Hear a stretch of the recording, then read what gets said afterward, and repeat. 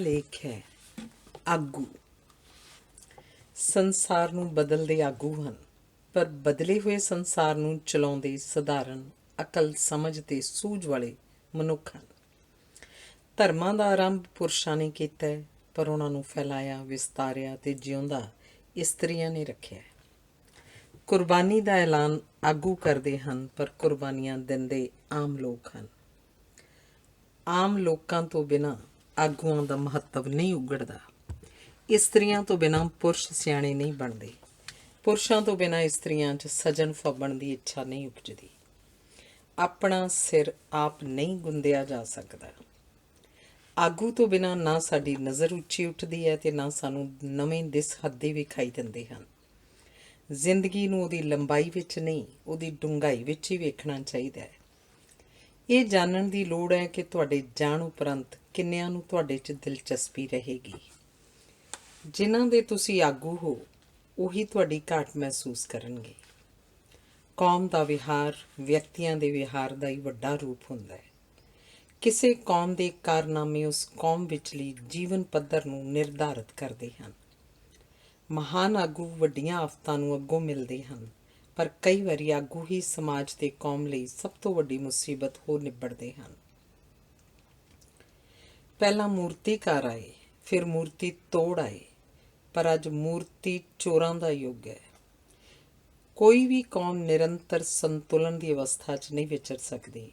ਉਹ ਜਾਂ ਨਿੱਘਰਦੀ ਹੈ ਜਾਂ ਉੱਭਰਦੀ ਹੈ। ਖੁਸ਼ਹਾਲੀ ਨਾਲ ਕੋਈ ਦੁਖੀ ਨਹੀਂ ਹੁੰਦਾ, ਖੁਸ਼ਹਾਲੀ ਦੀ ਦੁਰਵਰਤੋਂ ਦੁਖੀ ਕਰਦੀ ਹੈ। ਇਵੇਂ ਅਕਲ ਨਾਲ ਕਿਸੇ ਪ੍ਰਕਾਰ ਦਾ ਨੁਕਸਾਨ ਨਹੀਂ ਹੁੰਦਾ, ਪਰ ਅਕਲ ਦੀ ਦੁਰਵਰਤੋਂ ਨੁਕਸਾਨ ਕਰਦੀ ਹੈ। ਰਾਜਨੀਤਿਕ ਸ਼ਕਤੀ ਆਗੂਆਂ ਨੂੰ ਭ੍ਰਿਸ਼ਟ ਨਹੀਂ ਕਰਦੀ, ਰਾਜਨੀਤਿਕ ਸ਼ਕਤੀ ਖੋਹੇ ਜਾਣ ਦਾ ਡਰ ਭ੍ਰਿਸ਼ਟ ਕਰਦਾ ਹੈ। ਜਦੋਂ ਕੁਝ ਵੀ ਮਹੱਤਵਪੂਰਨ ਕਰਨ ਦੀ ਸਮਰੱਥਾ ਨਾ ਹੋਵੇ ਤਾਂ ਆਗੂ ਅਕਸਰ ਕਿਸੇ ਨਿਗੂਣੇ ਮਸਲੇ ਜਾਂ ਖੇਤਰ ਨੂੰ ਚੁਣ ਲੈਂਦੇ ਹਨ ਤੇ ਆਪਣਾ ਮਹਾਨ ਤੇ ਰੁੱਝੇ ਹੋਣ ਦਾ ਭੁਲੇਖਾ ਸਿਰਜਦੇ ਹਨ। ਅਜਿਹੇ ਭ੍ਰਿਸ਼ਟ ਆਗੂ ਸਾਡੇ ਵੈਰਾਗ 'ਚ ਵਾਧਾ ਕਰਦੇ ਹਨ। ਇਹਨਾਂ ਨੂੰ ਮਿਲਣ ਨਾਲ ਸਾਡੀ ਨਿਰਾਸ਼ਤਾ ਵੱਧ ਜਾਂਦੀ ਹੈ। ਅਜਿਹੀ ਸਥਿਤੀ 'ਚ ਸਾਡੇ ਸੁਪਨਿਆਂ ਦੇ ਰੰਗ ਖੁਰ ਜਾਂਦੇ ਹਨ, ਸਾਡੀਆਂ ਖੁਸ਼ੀਆਂ ਘਬਰਾ ਜਾਂਦੀਆਂ ਹਨ, ਸਾਡੀਆਂ ਵਿਉਂਤਾਂ ਸੁੰਗੜ ਜਾਂਦੀਆਂ ਹਨ ਤੇ ਆਪਣੇ ਆਪ ਬਾਰੇ ਸਾਡੀ ਰਾਏ ਨੀਵੀਂ ਹੋ ਜਾਂਦੀ ਹੈ।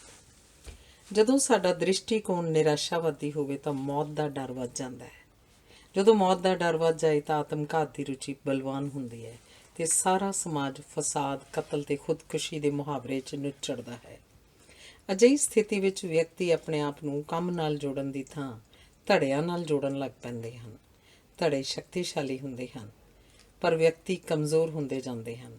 ਕੰਮ ਪਛੜ ਜਾਂਦੇ ਹਨ ਤੇ ਕੰਮ ਦੀ ਇੱਛਾ ਕਮਜ਼ੋਰ ਪੈਂਦੀ ਜਾਂਦੀ ਹੈ। ਅਜਿਹੇ ਵਾਤਾਵਰਨ 'ਚ ਜਦੋਂ ਵੀ ਕੋਈ ਵਿਅਕਤੀ ਕੁਝ ਕਹਿੰਦਾ ਹੈ, ਉਸ ਨਾਲ ਜਾਂ ਉਹ ਕਿਸੇ ਪ੍ਰਤੀ ਵਿਰੋਧ ਪ੍ਰਗਟਾ ਰਿਹਾ ਹੁੰਦਾ ਹੈ ਤੇ ਜਾਂ ਆਪਣੇ ਆਪ ਨੂੰ ਸਹੀ ਸਿੱਧ ਕਰਨ ਦਾ ਯਤਨ ਕਰ ਰਿਹਾ ਹੁੰਦਾ ਹੈ।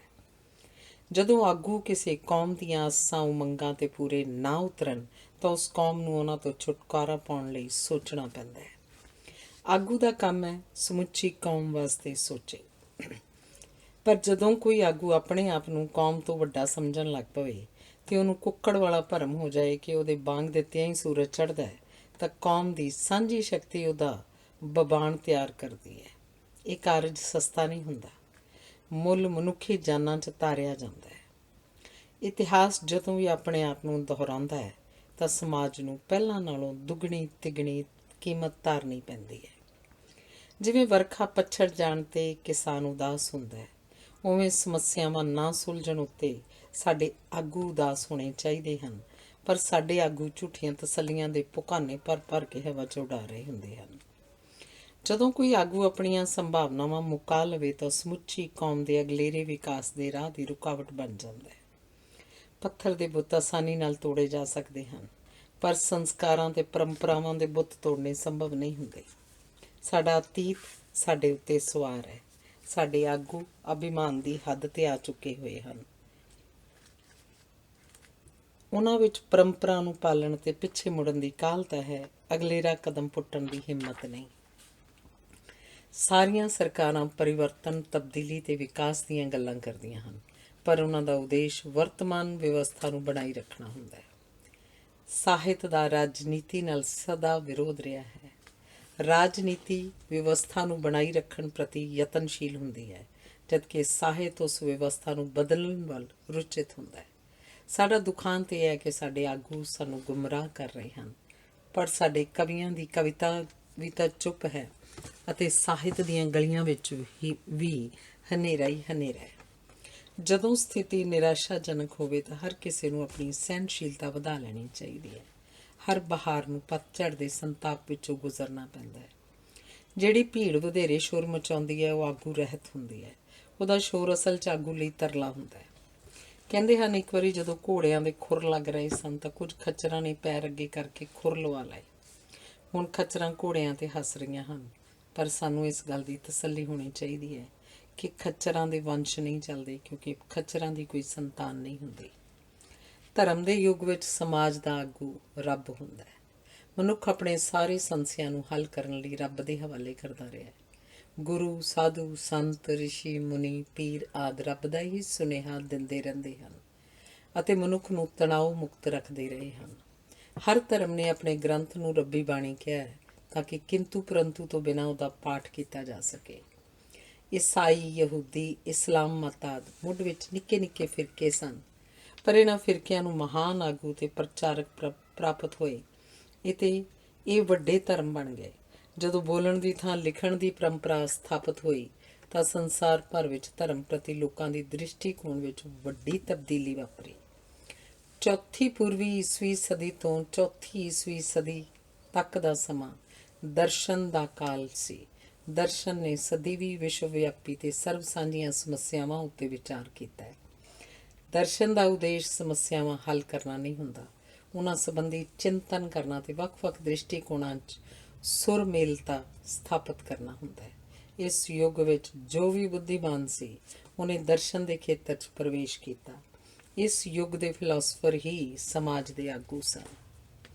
ਯੂਰਪ ਵਿੱਚ 5ਵੀਂ ਸਦੀ ਈਸਵੀ ਤੋਂ 16ਵੀਂ ਸਦੀ ਈਸਵੀ ਦਾ ਸਮਾਂ ਪਾਦਰੀਆਂ, ਪੁਰੋਤਾਂ ਤੇ ਮੌਲਵੀਆਂ ਦਾ ਕਾਲ ਸੀ। ਇਸ ਯੁੱਗ ਵਿੱਚ ਸਮੁੱਚਾ ਜੀਵਨ ਵਿਸ਼ਵਾਸ ਆਧਾਰਿਤ ਹੋਣ ਕਾਰਨ ਧਾਰਮਿਕ ਆਗੂਆਂ ਦਾ ਪ੍ਰਭਾਵ ਫੈਲਿਆ। ਸੰਗੀਤ, ਗੀਤ, ਨਾਚ, ਮੂਰਤੀ ਕਲਾ, ਚਿੱਤਰਕਲਾ, ਭਵਨ ਨਿਰਮਾਣ ਕਲਾ ਆਦਿ ਸਭ ਉੱਤੇ ਧਰਮ ਦਾ ਪ੍ਰਭਾਵ ਪਿਆ। ਜੀਵਨ ਵਿੱਚ ਨੈਤਿਕ ਤੇ ਸਦਾਚਾਰਕ ਪੱਖਾਂ ਦਾ ਮਹੱਤਵ ਵਧਿਆ। ਇਸ ਵੇਲੇ ਜਿਸ ਵਿੱਚ ਵੀ ਆਪਣੇ ਪਰਿਵਾਰ ਤੋਂ ਪਰੇ ਸੋਚਣ ਦੀ ਸਮਰੱਥਾ ਸੀ, ਉਹ ਧਰਮ ਨੂੰ ਸਮਰਪਿਤ ਹੋ ਗਿਆ।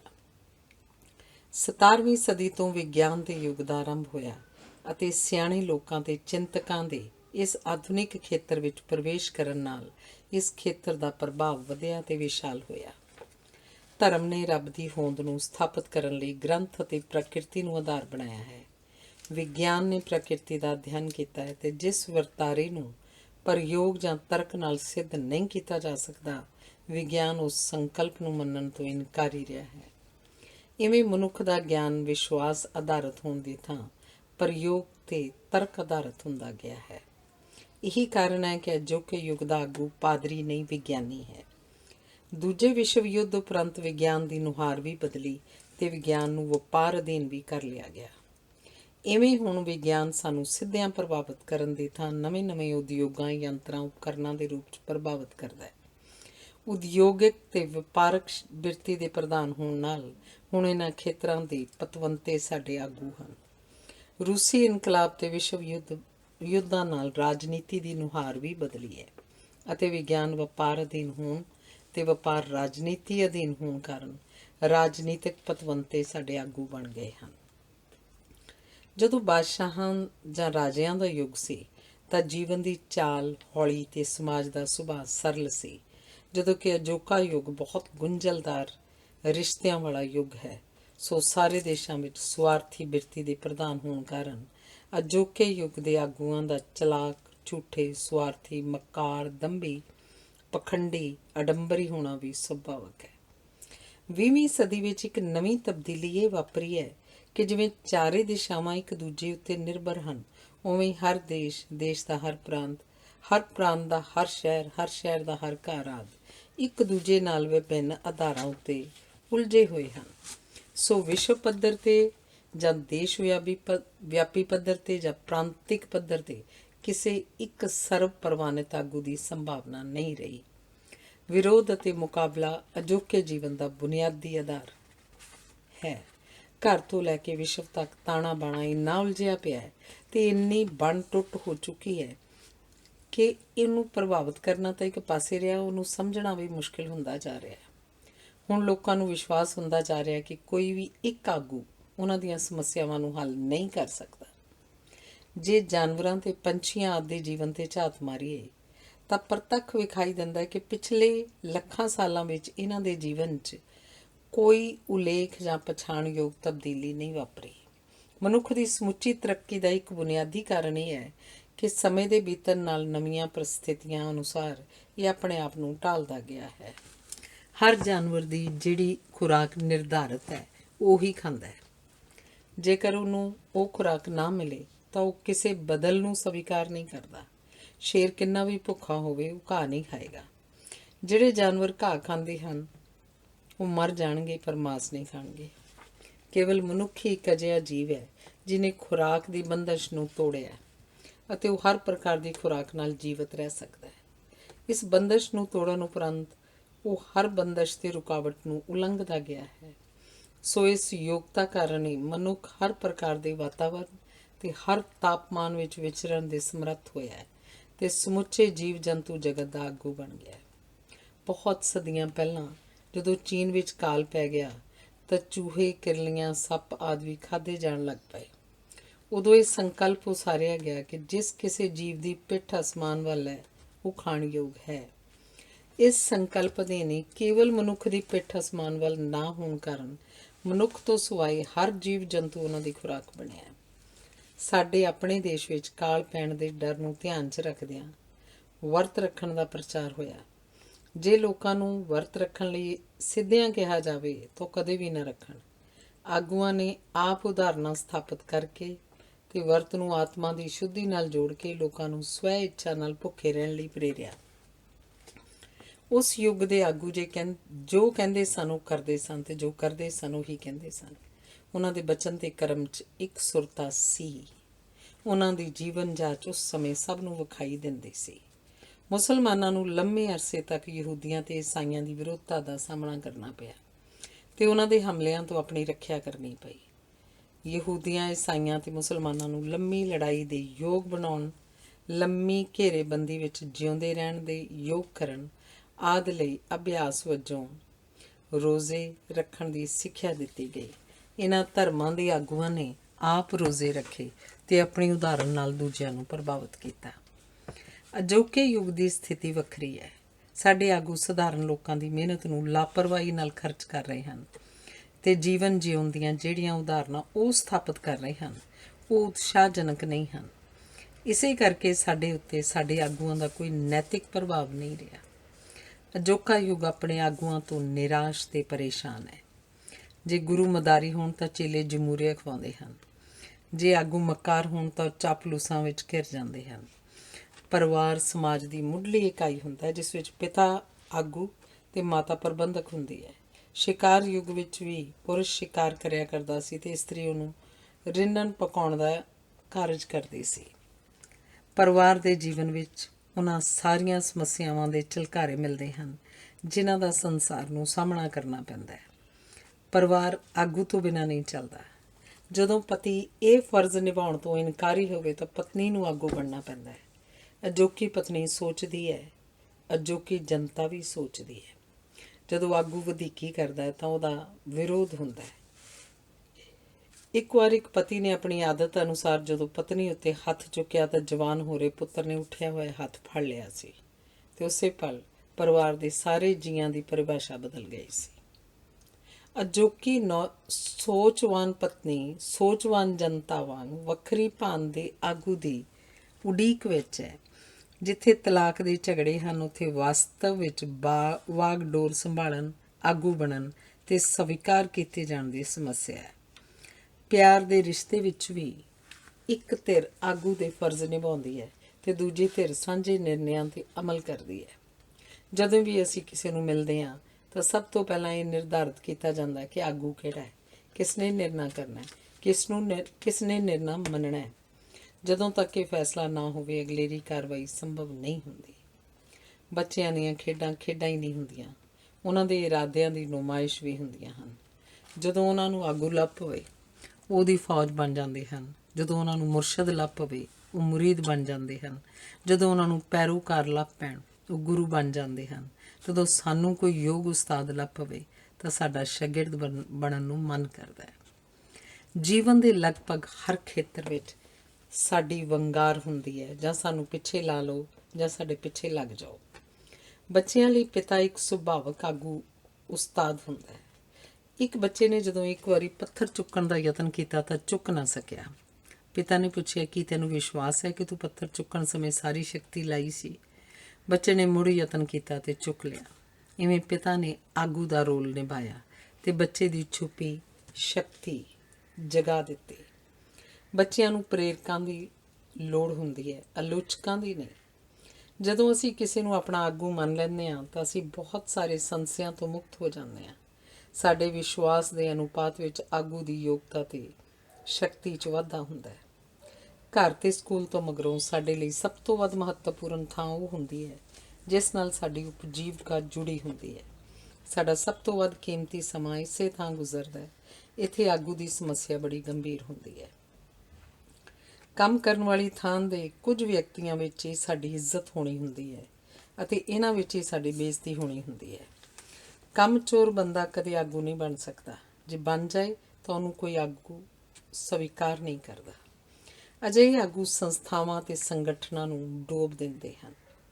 ਹਰ ਸੰਸਥਾ ਵਿੱਚ ਅਨੇਕਾਂ ਅਜਿਹੇ ਵਿਅਕਤੀ ਹੁੰਦੇ ਹਨ ਜਿਹੜੇ ਬਿਨਾਂ ਬਿਮਾਰ ਪਏ ਬਿਮਾਰੀ ਦੀ ਛੁੱਟੀ ਲੈਂਦੇ ਹਨ। ਇਹ ਆਪਣੀਆਂ ਸਫਲਤਾਵਾਂ ਲਈ ਦੂਜਿਆਂ ਨੂੰ ਦੋਸ਼ ਦਿੰਦੇ ਹਨ। ਇਹ ਅਫਵਾਹਾਂ ਫੈਲਾਉਂਦੇ ਹਨ, ਹੁਕਮ ਅਦੂਲੀ ਕਰਦੇ ਹਨ, ਗੱਲ ਨਾ ਮੰਨੇ ਜਾਣ 'ਤੇ ਲੜ ਪੈਂਦੇ ਹਨ ਅਤੇ ਲਾਈ ਲੱਗ ਹੋਣ ਕਾਰਨ ਹਰ ਕਿਸੇ ਨਾਲ ਝਗੜਦੇ ਹਨ। ਇਹਨਾਂ ਕੋਲ ਕੰਮ ਤੋਂ ਸਿਵਾਏ ਹਰ ਚੀਜ਼ ਲਈ ਵਕਤ ਹੁੰਦਾ ਹੈ। ਇਹ ਨੁਕਸ ਕੱਢੇ ਜਾਣਾ ਬਰਦਾਸ਼ਤ ਨਹੀਂ ਕਰਦੇ, ਸਮਝਾਏ ਜਾਣਾ ਸਹਿਣ ਨਹੀਂ ਕਰਦੇ, ਪਰ ਹਰ ਗੱਲ 'ਤੇ ਧੰਨਵਾਦ ਦੀ ਆਸ ਕਰਦੇ ਹਨ। ਇਹ ਆਗੂ ਬਣ ਤਾਂ ਜਾਂਦੇ ਹਨ ਪਰ ਯਥਾਰਥ ਤੋਂ ਭੱਜਦੇ ਹਨ। ਇਹਨਾਂ ਦੀ ਹੋਂਦ ਦੂਜਿਆਂ ਨੂੰ ਥਕਾ ਦਿੰਦੀ ਹੈ। ਕੰਮ ਕਰਨ ਵਾਲੀ ਹਰ ਥਾਂ ਉੱਤੇ ਕੁਝ ਵਿਅਕਤੀ ਅਜਿਹੇ ਹੁੰਦੇ ਹਨ ਜਿਨ੍ਹਾਂ ਨੇ ਸਵੇਰ ਦੇ ਰਾਗ ਨੂੰ ਸ਼ਾਮ ਵੇਲੇ ਅਲਾਪਣਾ ਹੁੰਦਾ ਹੈ। ਇਹ ਮਿਲਵਰਤਨ ਨਹੀਂ ਦਿੰਦੇ। ਇਹ ਆਪਣੇ ਕੰਮ ਤੇ ਵਿਸ਼ੇ ਤੋਂ ਇਲਾਵਾ ਸਭ ਕੁਝ ਜਾਣਦੇ ਹੁੰਦੇ ਹਨ।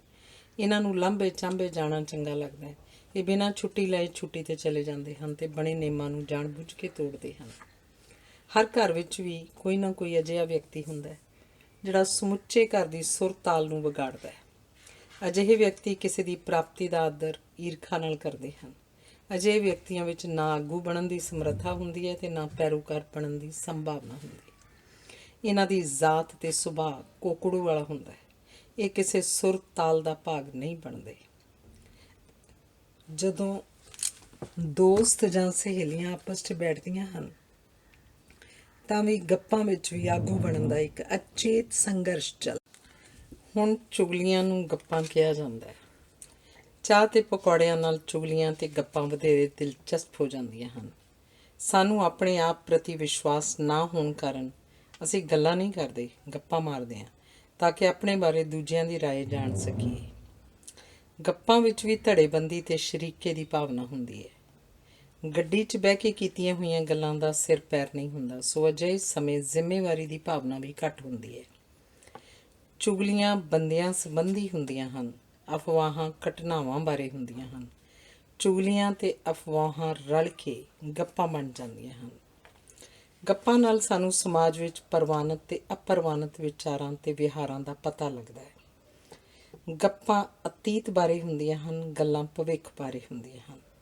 ਗੱਪਾਂ ਵਿੱਚ ਮਨੋਰੰਜਨ ਹੁੰਦਾ ਹੈ, ਗੱਲਾਂ 'ਚ ਵਿਕਾਸ ਵਾਪਰਦਾ ਹੈ। ਗੱਲਾਂ ਨਾਲ ਅਸੀਂ ਆਪਣੇ ਆਪ ਬਾਰੇ ਦੱਸਦੇ ਅਤੇ ਦੂਜਿਆਂ ਬਾਰੇ ਜਾਣਦੇ ਹਾਂ। ਗੱਪਾਂ ਨਾਲ ਅਸੀਂ ਕੇਵਲ ਪ੍ਰਸੰਗ ਸਹਿਤ ਵਿਆਖਿਆ ਕਰਦੇ ਹਾਂ। ਗੱਪਾਂ ਰਾਹੀਂ ਅਸੀਂ ਦੂਜਿਆਂ ਉੱਤੇ ਹੱਸ ਕੇ ਵਾਰ ਕਰਦੇ ਹਾਂ। ਗੱਪਾਂ ਵਿੱਚ ਦੂਜਿਆਂ ਉੱਤੇ ਲਾਏ ਜਾਂਦੇ ਦੋਸ਼ਾਂ ਦੇ ਸਬੂਤ ਨਹੀਂ ਮੰਗੇ ਜਾਂਦੇ, ਸੋ ਵਾਤਾਵਰਨ ਖੁੱਲ੍ਹਾ ਡੁੱਲ੍ਹਾ ਹੋਣਾ ਸੁਭਾਵਕ ਹੈ। ਗੱਪਾਂ ਰਾਹੀਂ ਆਪਣੇ ਬਾਰੇ ਦੂਜਿਆਂ ਦੇ ਅਸਲੀ ਦ੍ਰਿਸ਼ਟੀਕੋਣ ਦਾ ਸਾਨੂੰ ਪਤਾ ਲੱਗਦਾ ਹੈ, ਸੋ ਹਰ ਕਿਸੇ ਦੀ ਇਹਨਾਂ ਗੱਪਾਂ ਵਿੱਚ ਦਿਲਚਸਪੀ ਹੁੰਦੀ ਹੈ।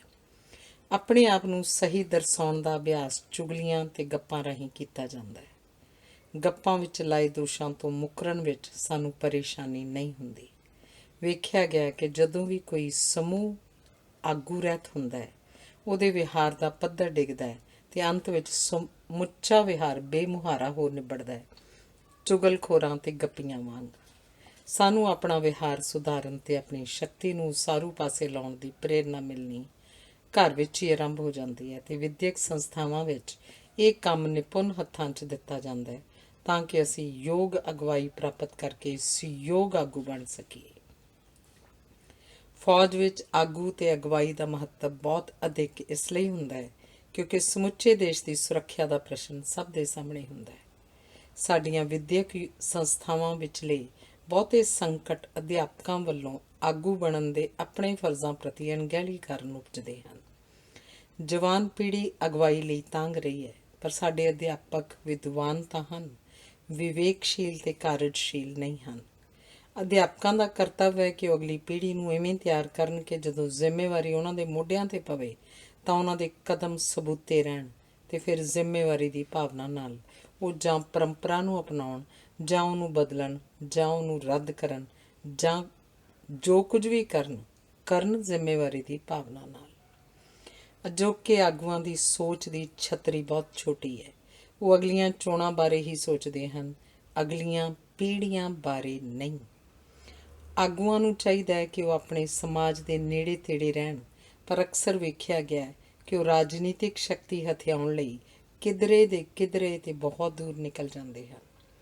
ਹੁਣ ਸੰਭਵ ਨਹੀਂ ਰਿਹਾ ਕਿ ਕੋਈ ਇੱਕ ਆਗੂ ਸਾਰੀ ਲੋਕਾਈ ਨੂੰ ਅਗਵਾਈ ਪ੍ਰਦਾਨ ਕਰ ਸਕੇ, ਸੋ ਮਜਬੂਰੀ ਵਸ ਜਨ ਸਮੂਹ ਨੂੰ ਸਭ ਰਿਆਇਤਾਂ ਅਤੇ ਲਾਰਿਆਂ ਅਤੇ ਬਹਾਨਿਆਂ ਤੋਂ ਵਿਰਵੇ ਅਤੇ ਮੁਕਤ ਹੋ ਕੇ ਜੀਵਨ ਜਿਉਣਾ ਪਏਗਾ।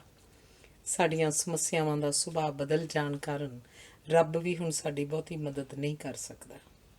ਹਰ ਵਿਅਕਤੀ ਦੀ ਰਫਤਾਰ ਅਤੇ ਸੇਧ ਵੱਖਰੀ ਹੋਣ ਕਾਰਨ ਕਿਸੇ ਸਾਂਝੇ ਅਤੇ ਸਰਬੱਤ ਦੇ ਭਲੇ ਵਾਲੇ ਕਿਸੇ ਅੰਦੋਲਨ ਦੀ ਸੰਭਾਵਨਾ ਵੀ ਨਹੀਂ ਰਹੀ, ਕਿਉਂਕਿ ਹਰ ਆਗੂ ਇਹੀ ਕਹਿੰਦਾ ਹੈ ਕਿ ਮੇਰੇ ਪਿੱਛੇ ਆਓ। ਕੋਈ ਆਗੂ ਇਹ ਨਹੀਂ ਕਹਿੰਦਾ ਆਓ ਚੱਲੀਏ। ਖੁਦਗਰਜ਼ੀ ਕਮਜ਼ੋਰ ਆਰਥਿਕਤਾ ਦੀ ਦੇਣ ਹੁੰਦੀ ਹੈ, ਜਿਹੜੀ ਸਮੇਂ ਦੇ ਬੀਤਣ ਨਾਲ ਢੀਠਤਾ ਅਤੇ ਹਿੰਸਾ ਦਾ ਰੂਪ ਧਾਰਦੀ ਹੈ। ਅਜਿਹੀ ਹਾਲਤ ਵਿੱਚ ਕੌਮ ਦੇ ਆਗੂ ਆਪਣੇ ਸਵਾਰਥ ਦੀ ਪੂਰਤੀ ਲਈ ਕਈ ਵਾਰ ਸਮੁੱਚੇ ਰਾਸ਼ਟਰ ਦੀ ਬਲੀ ਦੇ ਦਿੰਦੇ ਹਨ। ਆਪਣੇ ਆਪ ਨਾਲ ਪ੍ਰਸੰਨ ਹੋਣਾ ਹੁਣ ਮਨੁੱਖ ਦਾ ਅੰਤਮ ਉਦੇਸ਼ ਨਹੀਂ ਰਿਹਾ। ਸਾਡੇ ਦਿਮਾਗਾਂ ਦੇ ਬੂਹੇ ਬੰਦ ਹੋਣ ਕਾਰਨ ਹੁਣ ਸਾਨੂੰ ਆਪਣੇ ਘਰਾਂ ਵਿੱਚ ਵੀ ਆਪਣੱਤ ਦਾ ਅਨੁਭਵ ਨਹੀਂ ਹੁੰਦਾ। ਅਜੋਕਾ ਮਨੁੱਖ ਆਗੂਹੀਣ ਹੋਣ ਕਾਰਨ ਭਟਕ ਰਿਹਾ ਹੈ। ਵਸੀਲਿਆਂ ਦੀ ਤੰਗੀ ਤੋਂ ਉਪਜੀ ਪਰੇਸ਼ਾਨੀ ਅਣਮਨੁੱਖੀ ਵਿਹਾਰ ਨੂੰ ਜਨਮ ਦਿੰਦੀ ਹੈ ਅਤੇ ਸਵਾਰਥ ਨਾਲ ਖਹਿ ਕੇ ਭਿਆਨਕ ਰੂਪ ਧਾਰਨ ਕਰਕੇ ਕੇਵਲ ਚਰਿੱਤਰਹੀਨ ਵਿਅਕਤੀ ਹੀ ਪੈਦਾ ਕਰ ਸਕਦਾ ਹੈ। ਸੱਚਾ ਆਗੂ ਉਹ ਹੁੰਦਾ ਹੈ ਜਿਸ ਦੀ ਅਗਵਾਈ ਵਿੱਚ ਨਿਹੱਥੇ ਵੀ ਜਿੱਤ ਦੇ ਭਰੋਸੇ ਨਾਲ ਜੂਝਦੇ ਹਨ ਅਤੇ ਜੀਵਨ ਦੀ ਜੱਦੋ-ਜਹਿਦ ਵਿੱਚ ਸਫਲ ਹੁੰਦੇ ਹਨ। ਪਰ ਅਜੋਕੀ ਸਥਿਤੀ ਬੜੀ ਨਿਰਾਸ਼ਾਜਨਕ ਹੈ। ਸਾਡੀ ਕਿਹੜੀ ਸਮੱਸਿਆ ਜਿਹੜੀ ਸਾਡੇ ਅਜੋਕੇ ਆਗੂਆਂ ਨੇ ਹੱਲ ਕੀਤੀ ਹੈ? ਉਹ ਕਿਹੜੀ ਸਮੱਸਿਆ ਹੈ ਜਿਹੜੀ ਅਸੀਂ ਉਹਨਾਂ ਵੱਲੋਂ ਹੱਲ ਕੀਤੇ ਜਾਣ ਦੀ ਆਸ ਲਾਈਏ? ਜਿਹੜੇ ਆਗੂ ਸਾਡੇ ਬਾਰੇ ਸੋਚ ਸਕਦੇ ਸੀ ਉਹ ਤਾਂ ਗੁਆਚ ਗਏ ਹਨ। ਉਹਨਾਂ ਤੋਂ ਬਿਨਾਂ ਸਾਡੀ ਭਟਕਣ ਦਾ ਵਧਣਾ ਲਾਜ਼ਮੀ ਹੈ। ਸਾਡੀ ਬਦਕਿਸਮਤੀ ਇਹ ਹੈ ਕਿ ਸਾਡੇ ਆਗੂ ਵੀ ਸਾਡੀ ਬਰਬਾਦੀ ਦਾ ਕਾਰਨ ਬਣ ਰਹੇ ਹਨ। ਇਹ ਦਰਦ ਸਾਨੂੰ ਹੰਢਾਉਣਾ ਹੀ ਪਏਗਾ, ਪਰ ਕਦੇ ਨਾ ਕਦੇ ਕਿਧਰੋਂ ਨਾ ਕਿਧਰੋਂ ਕੋਈ ਆਗੂ ਉੱਭਰੇਗਾ ਜਿਹੜਾ ਸਾਨੂੰ ਸਾਡੀਆਂ ਸੰਭਾਵਨਾਵਾਂ ਤੋਂ ਜਾਣੂ ਕਰਵਾਏਗਾ ਅਤੇ ਸਾਨੂੰ ਵਿਕਾਸ ਦੇ ਰਾਹ ਪਾਏਗਾ। ਧੰਨਵਾਦ। ਨਰਿੰਦਰ ਸਿੰਘ ਕਪੂਰ ਦੀ ਪੁਸਤਕ ਆਮੋ ਸਾਹਮਣੇ ਦਾ ਅਗਲਾ ਲੇਖ, ਅਪਮਾਨ। ਅਜੋਕੇ ਮਨੁੱਖ ਵਿੱਚ ਕੁਝ ਉਸਾਰਨ ਦੇ ਮੁਕਾਬਲੇ ਤਬਾਹ ਕਰਨ ਦੀ ਰੁਚੀ ਵਧੇਰੇ ਬਲਵਾਨ ਹੋ ਗਈ ਹੈ। ਉਸਾਰਨ ਦੀ ਚਾਲ ਅਤੇ ਤਬਾਹੀ ਦੀ ਰਫਤਾਰ, ਕੁਝ ਬਣਾਉਣ ਦਾ ਚਾਅ ਅਤੇ ਕੁਝ ਢਾਉਣ ਦੀ ਕਾਹਲ, ਕਿਸੇ ਦ੍ਰਿਸ਼ ਨੂੰ ਮਾਨਣ ਦਾ ਸਲੀਕਾ ਅਤੇ ਉਸ ਵਿੱਚ ਨੁਕਸ ਕੱਢਣ ਦੀ ਬਿਰਤੀ ਤੋਂ ਸਪਸ਼ਟ ਹੋ ਜਾਂਦਾ ਹੈ ਕਿ ਮਨੁੱਖ ਅਸ਼ਾਂਤ ਹੈ, ਅਸੰਤੁਸ਼ਟ ਹੈ, ਉਦਾਸ ਹੈ, ਨਿਰਾਸ਼ ਹੈ। ਇਹ ਵਰਤਾਰੇ ਦੂਜਿਆਂ ਨਾਲ ਸਾਡੇ ਸੰਬੰਧਾਂ ਨੂੰ ਕੂਲੇ ਬਣਾਉਣ ਦੀ ਥਾਂ ਚੁੱਭਵੇਂ ਬਣਾ ਦਿੰਦੇ ਹਨ। ਹੁਣ ਤਾੜੀਆਂ ਪ੍ਰਸ਼ੰਸਾ ਵਜੋਂ ਹੀ ਨਹੀਂ, ਅਪਮਾਨ ਵਜੋਂ ਵੀ ਮਾਰੀਆਂ ਜਾਂਦੀਆਂ ਹਨ। ਜ਼ਰੂਰੀ ਨਹੀਂ ਕਿ ਤਾੜੀਆਂ ਕਿਸੇ ਪ੍ਰੋਗਰਾਮ ਜਾਂ ਭਾਸ਼ਣ ਦੀ ਪ੍ਰਸ਼ੰਸਾ ਦਾ ਪ੍ਰਗਟਾਵਾ ਕਰਨ। ਭੈੜੇ ਪ੍ਰੋਗਰਾਮ, ਸਮਾਗਮ ਜਾਂ ਭਾਸ਼ਣ ਦੇ ਮੁੱਕ ਜਾਣ ਦੀ ਖੁਸ਼ੀ ਪ੍ਰਗਟਾਉਣ ਲਈ ਵੀ ਤਾੜੀਆਂ ਹੀ ਮਾਰੀਆਂ ਜਾਂਦੀਆਂ ਹਨ। ਕਈ ਲੋਕਾਂ ਨੇ ਕਈ ਕੁੱਤੇ ਪਾਲੇ ਹੁੰਦੇ ਹਨ। ਪਰ ਕਿਸੇ ਦਾ ਅਪਮਾਨ ਕਰਨ ਲਈ ਭੌਂਕਦੇ ਉਹ ਆਪ ਹੀ ਹਨ। ਕਿਹਾ ਜਾਂਦਾ ਹੈ ਕਿ ਵਿਆਹ ਸੰਜੋਗਾਂ ਨਾਲ ਹੁੰਦੇ ਹਨ, ਪਰ ਕਹਿਣ ਵਾਲੇ ਤਾਂ ਹੁਣ ਇਹ ਵੀ ਕਹਿੰਦੇ ਹਨ ਕਿ ਅਜੋਕੇ ਸੰਸਾਰ 'ਚ ਤਲਾਕ ਵੀ ਸੰਜੋਗਾਂ ਦੇ ਚੰਗੇ ਭਾਗਾਂ ਤੋਂ ਬਿਨਾਂ ਨਹੀਂ ਮਿਲਦੇ। ਤਲਾਕ ਦੀ ਇੱਛਾ ਅਪਮਾਨ ਦੀ ਭਾਵਨਾ ਵਿੱਚੋਂ ਉਪਜਦੀ ਹੈ। ਵੇਖਿਆ ਗਿਆ ਕਿ ਤਲਾਕ ਭਾਵੇਂ ਕੋਈ ਧਿਰ ਲਵੇ, ਉਸ ਵਿੱਚ ਵਧੇਰੇ ਨੁਕਸਾਨ ਤੇ ਅਪਮਾਨ ਇਸਤਰੀ ਦਾ ਹੀ ਹੁੰਦਾ ਹੈ। ਜਿੱਥੇ ਦੋ ਵਿਅਕਤੀਆਂ ਦੀ ਪ੍ਰਸ਼ੰਸਾ ਹੋਣੀ ਹੋਵੇ, ਉੱਥੇ ਦੋਵੇਂ ਚਾਹੁੰਦੇ ਹਨ ਕਿ ਪ੍ਰਸ਼ੰਸਾ ਤਾਂ ਕੇਵਲ ਉਹਦੀ ਹੋਵੇ, ਦੂਜੇ ਦਾ ਭਾਵੇਂ ਅਪਮਾਨ ਹੋ ਜਾਏ। ਲਖਨਊ ਦੇ ਨਵਾਬਾਂ ਦੇ ਪਹਿਲੇ ਆਪ ਕਹਿੰਦਿਆਂ ਗੱਡੀ ਲੰਘਾ ਦਿੱਤੀ ਸੀ, ਪਰ ਮਾਲਵੇ ਦੇ ਅਣਖੀਲੇ ਜੱਟ ਪਹਿਲੇ ਮੈਂ ਕਹਿੰਦਿਆਂ ਅਕਸਰ ਗੱਡੀ ਲੰਘਾ ਦਿੰਦੇ ਹਨ। ਭਰਮ ਸੋਹਣੇ ਹੁੰਦੇ ਹਨ, ਸਨਮਾਨ ਵਰਗੇ, ਸੱਚ ਕਰੂਪ ਹੁੰਦਾ ਹੈ ਅਪਮਾਨ ਵਰਗਾ। ਲਗਭਗ ਹਰ ਸ਼ਿਕਾਇਤ ਕਰਨ ਸਮੇਂ ਅਸੀਂ ਦੂਜੇ ਦੀ ਲਾਪਰਵਾਹੀ ਨੂੰ ਆਧਾਰ ਬਣਾ ਕੇ ਉਸ ਦਾ ਅਪਮਾਨ ਕਰਨਾ ਚਾਹੁੰਦੇ ਹਾਂ। ਹਰ ਮਨੁੱਖ ਵਿੱਚ ਕੁਝ ਗੱਲਾਂ ਨੂੰ ਵਧਾ ਚੜ੍ਹਾ ਕੇ ਆਪਣੀ ਪ੍ਰਸ਼ੰਸਾ ਤੇ ਦੂਜਿਆਂ ਦਾ ਅਪਮਾਨ ਕਰਨ ਦੀ ਬਿਰਤੀ ਜਨਮਜਾਤ ਹੁੰਦੀ ਹੈ। ਕਿਸੇ ਦਾ ਝੂਠਾ ਸਨਮਾਨ ਤੇ ਸੱਚਾ ਅਪਮਾਨ ਕਰਨ ਦੀ ਬਿਰਤੀ ਕੇਵਲ ਮਨੁੱਖਾਂ ਵਿੱਚ ਹੈ, ਬਾਕੀ ਸਾਰੇ ਜੀਵ ਜੰਤੂ ਇਸ ਰੋਗ ਤੋਂ ਮੁਕਤ ਹਨ। ਸਨਮਾਨ ਕਰਨ 'ਚ ਅਸੀਂ ਸੁਸਤ ਹੋ ਸਕਦੇ ਹਾਂ, ਪਰ ਚੁਸਤ ਹੋਏ ਬਿਨਾਂ ਅਪਮਾਨ ਨਹੀਂ ਕੀਤਾ ਜਾ ਸਕਦਾ। ਕਿਸੇ ਦਾ ਸਨਮਾਨ ਕਰਨ ਸਮੇਂ ਬਨਾਵਟ ਤੇ ਕਿਸੇ ਸਮੱਗਰੀ ਦੀ ਲੋੜ ਪੈਂਦੀ ਹੈ, ਜਦੋਂ ਕਿ ਅਪਮਾਨ ਵਧੇਰੇ ਸ਼ੁੱਧ ਤੇ ਸਪਸ਼ਟ ਭਾਵਨਾ ਨਾਲ ਬਿਨਾਂ ਕਿਸੇ ਸਮੱਗਰੀ ਨਾਲ ਕੀਤਾ ਜਾ ਸਕਦਾ ਹੈ। ਸਨਮਾਨ ਅਪਮਾਨ ਦੋਹਾਂ ਵਿੱਚ ਅੱਖਾਂ ਤੇ ਕੰਨਾਂ ਨੂੰ ਪ੍ਰਭਾਵਿਤ ਕੀਤਾ ਜਾਂਦਾ ਹੈ। ਗਾਲਾਂ ਤੇ ਧਮਕੀਆਂ ਕਿਸੇ ਦਾ ਅਪਮਾਨ ਕਰਨ ਲਈ ਹੀ ਨਹੀਂ, ਸਗੋਂ ਆਪਣੇ ਹੋਏ ਅਪਮਾਨ ਦਾ ਬਦਲਾ ਲੈਣ ਲਈ ਵੀ ਵਰਤੀਆਂ ਜਾਂਦੀਆਂ ਹਨ। ਹਰ ਦੇਸ਼ ਤੇ ਹਰ ਸਮਾਜ ਵਿੱਚ ਦੋ ਵਿਅਕਤੀਆਂ ਦੀ ਲੜਾਈ ਤੋਂ ਲੈ ਕੇ ਦੋ ਦੇਸ਼ਾਂ ਦੀ ਜੰਗ ਤੱਕ ਦੇ ਸਾਰੇ ਵਿਚਕਾਰਲੇ ਰੂਪ ਕਿਸੇ ਅਪਮਾਨ ਦਾ ਬਦਲਾ ਲੈਣ ਦੀ ਭਾਵਨਾ ਅਧੀਨ ਅਪਮਾਨ ਕਰਨ ਦੇ ਉਦੇਸ਼ ਨਾਲ ਹੀ ਸਿਰਜੇ ਜਾਂਦੇ ਹਨ। ਸੰਸਾਰ 'ਚ ਕੋਈ ਵੀ ਵਿਅਕਤੀ ਅਜਿਹਾ ਨਹੀਂ ਜਿਹਦਾ ਅਪਮਾਨ ਨਾ ਹੋਇਆ ਹੋਵੇ। ਇਵੇਂ ਹੀ ਸੰਸਾਰ 'ਚ ਕੋਈ ਵੀ ਵਿਅਕਤੀ ਅਜਿਹਾ ਵੀ ਨਹੀਂ ਹੋਏਗਾ ਜਿਸ ਨੇ ਕਿਸੇ ਦਾ ਅਪਮਾਨ ਨਾ ਕੀਤਾ ਹੋਵੇ। ਜਿਸ ਕੋਲ ਗਾਉਣ ਲਈ ਕੁਝ ਵੀ ਨਹੀਂ, ਉਹਦਾ ਅਪਮਾਨ ਨਹੀਂ ਕੀਤਾ ਜਾ ਸਕਦਾ। ਅਜਿਹੇ ਵਿਅਕਤੀ ਨਾਲ ਝਗੜਨ ਵਿੱਚ ਝਗੜਨ ਵਾਲੇ ਦਾ ਨੁਕਸਾਨ ਹੀ ਹੁੰਦਾ ਹੈ, ਉਸ ਦਾ ਅਪਮਾਨ ਨਹੀਂ ਹੋਏਗਾ। ਕੋਈ ਵਿਅਕਤੀ ਨਿਰੰਤਰ ਅਪਮਾਨ ਦੀ ਅਵਸਥਾ 'ਚ ਨਹੀਂ ਵਿਚਰ ਸਕਦਾ, ਸੋ ਕਈ ਅਪਮਾਨ ਆਪ ਅਪਮਾਨ ਦੀ ਅਵਸਥਾ ਵਿੱਚੋਂ ਨਿਕਲਣ ਵਾਸਤੇ ਕੀਤੇ ਜਾਂਦੇ ਹਨ। ਜਿਹੜਾ ਵਿਅਕਤੀ ਆਪ ਪ੍ਰੀਖਿਆ 'ਚੋਂ ਫੇਲ ਹੋ ਜਾਏ, ਉਹ ਵਜ਼ੀਫਾ ਪ੍ਰਾਪਤ ਕਰਨ ਵਾਲਿਆਂ ਦੀ ਸੂਚੀ ਨਹੀਂ ਵੇਖਦਾ। ਉਹ ਗਿਣਦਾ ਹੈ ਕਿ ਉਸ ਦੇ ਹੋਰ ਕਿਹੜੇ ਜਮਾਤੀ ਫੇਲ ਹੋ ਗਏ ਹਨ। ਭਾਵੇਂ ਹਰ ਦੇਸ਼, ਹਰ ਸਮਾਜ, ਹਰ ਜਾਤ, ਕਬੀਲੇ ਆਦਿ ਵਿੱਚ ਅਪਮਾਨ ਕਰਨ ਤੇ ਅਪਮਾਨਿਤ ਹੋਣ ਦੇ ਢੰਗ ਤਰੀਕੇ, ਜੁਗਤਾਂ, ਵਿਧੀਆਂ ਤੇ ਅਵਸਰ ਮੌਕੇ ਵੱਖੋ ਵੱਖਰੇ ਹੁੰਦੇ ਹਨ, ਪਰ ਕਈ ਤਰੀਕੇ ਤੇ ਜੁਗਤਾਂ ਅਜਿਹੀਆਂ ਵੀ ਹਨ ਜਿਹੜੀਆਂ ਸਾਰੀ ਮਾਨਵ ਜਾਤੀ ਦੀਆਂ ਸਾਂਝੀਆਂ ਹੁੰਦੀਆਂ ਹਨ। ਕਿਸੇ ਦਾ ਅਪਮਾਨ ਕਰਨ ਲਈ ਮੁੱਖ ਤੌਰ ਉੱਤੇ ਦੋ ਸਾਧਨ ਵਰਤੇ ਜਾਂਦੇ ਹਨ: ਸ਼ਬਦ ਤੇ ਸਰੀਰਕ ਹਰਕਤਾਂ। ਸਰੀਰਕ ਹਰਕਤਾਂ ਵਾਲਾ ਖੇਤਰ ਪੁਰਾਣਾ ਹੀ ਨਹੀਂ, ਵਿਸ਼ਵ ਵਿਆਪੀ ਵੀ ਹੈ, ਤੇ ਇਸ ਖੇਤਰ ਵਿੱਚ ਬਹੁਤੀਆਂ ਤਬਦੀਲੀਆਂ ਨਹੀਂ ਵਾਪਰੀਆਂ। ਜਦੋਂ ਕਿਸੇ ਦੂਜੇ ਪ੍ਰਤੀ ਭੈੜਾ ਤੇ ਅਪਮਾਨਜਨਕ ਵਿਹਾਰ ਕਰਨ ਦੀ ਲੋੜ ਹੋਵੇ ਤਾਂ ਕੋਈ ਵੀ ਜੀਵ ਜੰਤੂ ਮਨੁੱਖ ਦਾ ਮੁਕਾਬਲਾ ਨਹੀਂ ਕਰ ਸਕਦਾ। ਕਿਸੇ ਪ੍ਰਤੀ ਆਪਣੀ ਨਫ਼ਰਤ, ਗੁੱਸਾ, ਅਪਰਵਾਨਗੀ ਜਾਂ ਅਪਮਾਨ ਦੀ ਭਾਵਨਾ ਪ੍ਰਗਟਾਉਣ ਦੀਆਂ ਮਨੁੱਖ ਕੋਲ ਅਣਗਿਣਤ ਵਿਧੀਆਂ ਹਨ, ਤੇ ਹਰ ਵਿਧੀ ਅੰਦਰ ਕਈ ਵੰਨਗੀਆਂ ਹਨ।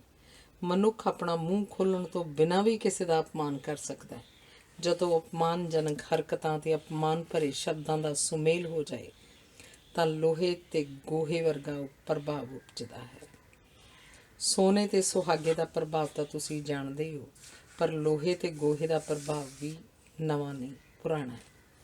ਸੁਹਾਗਾ ਸਾਨੂੰ ਸੋਨੇ ਨੂੰ ਲਿਸ਼ਕਾ ਦਿੰਦਾ ਹੈ, ਗੋਹਾ ਲੋਹੇ ਨੂੰ ਗਾਲ ਦਿੰਦਾ ਹੈ।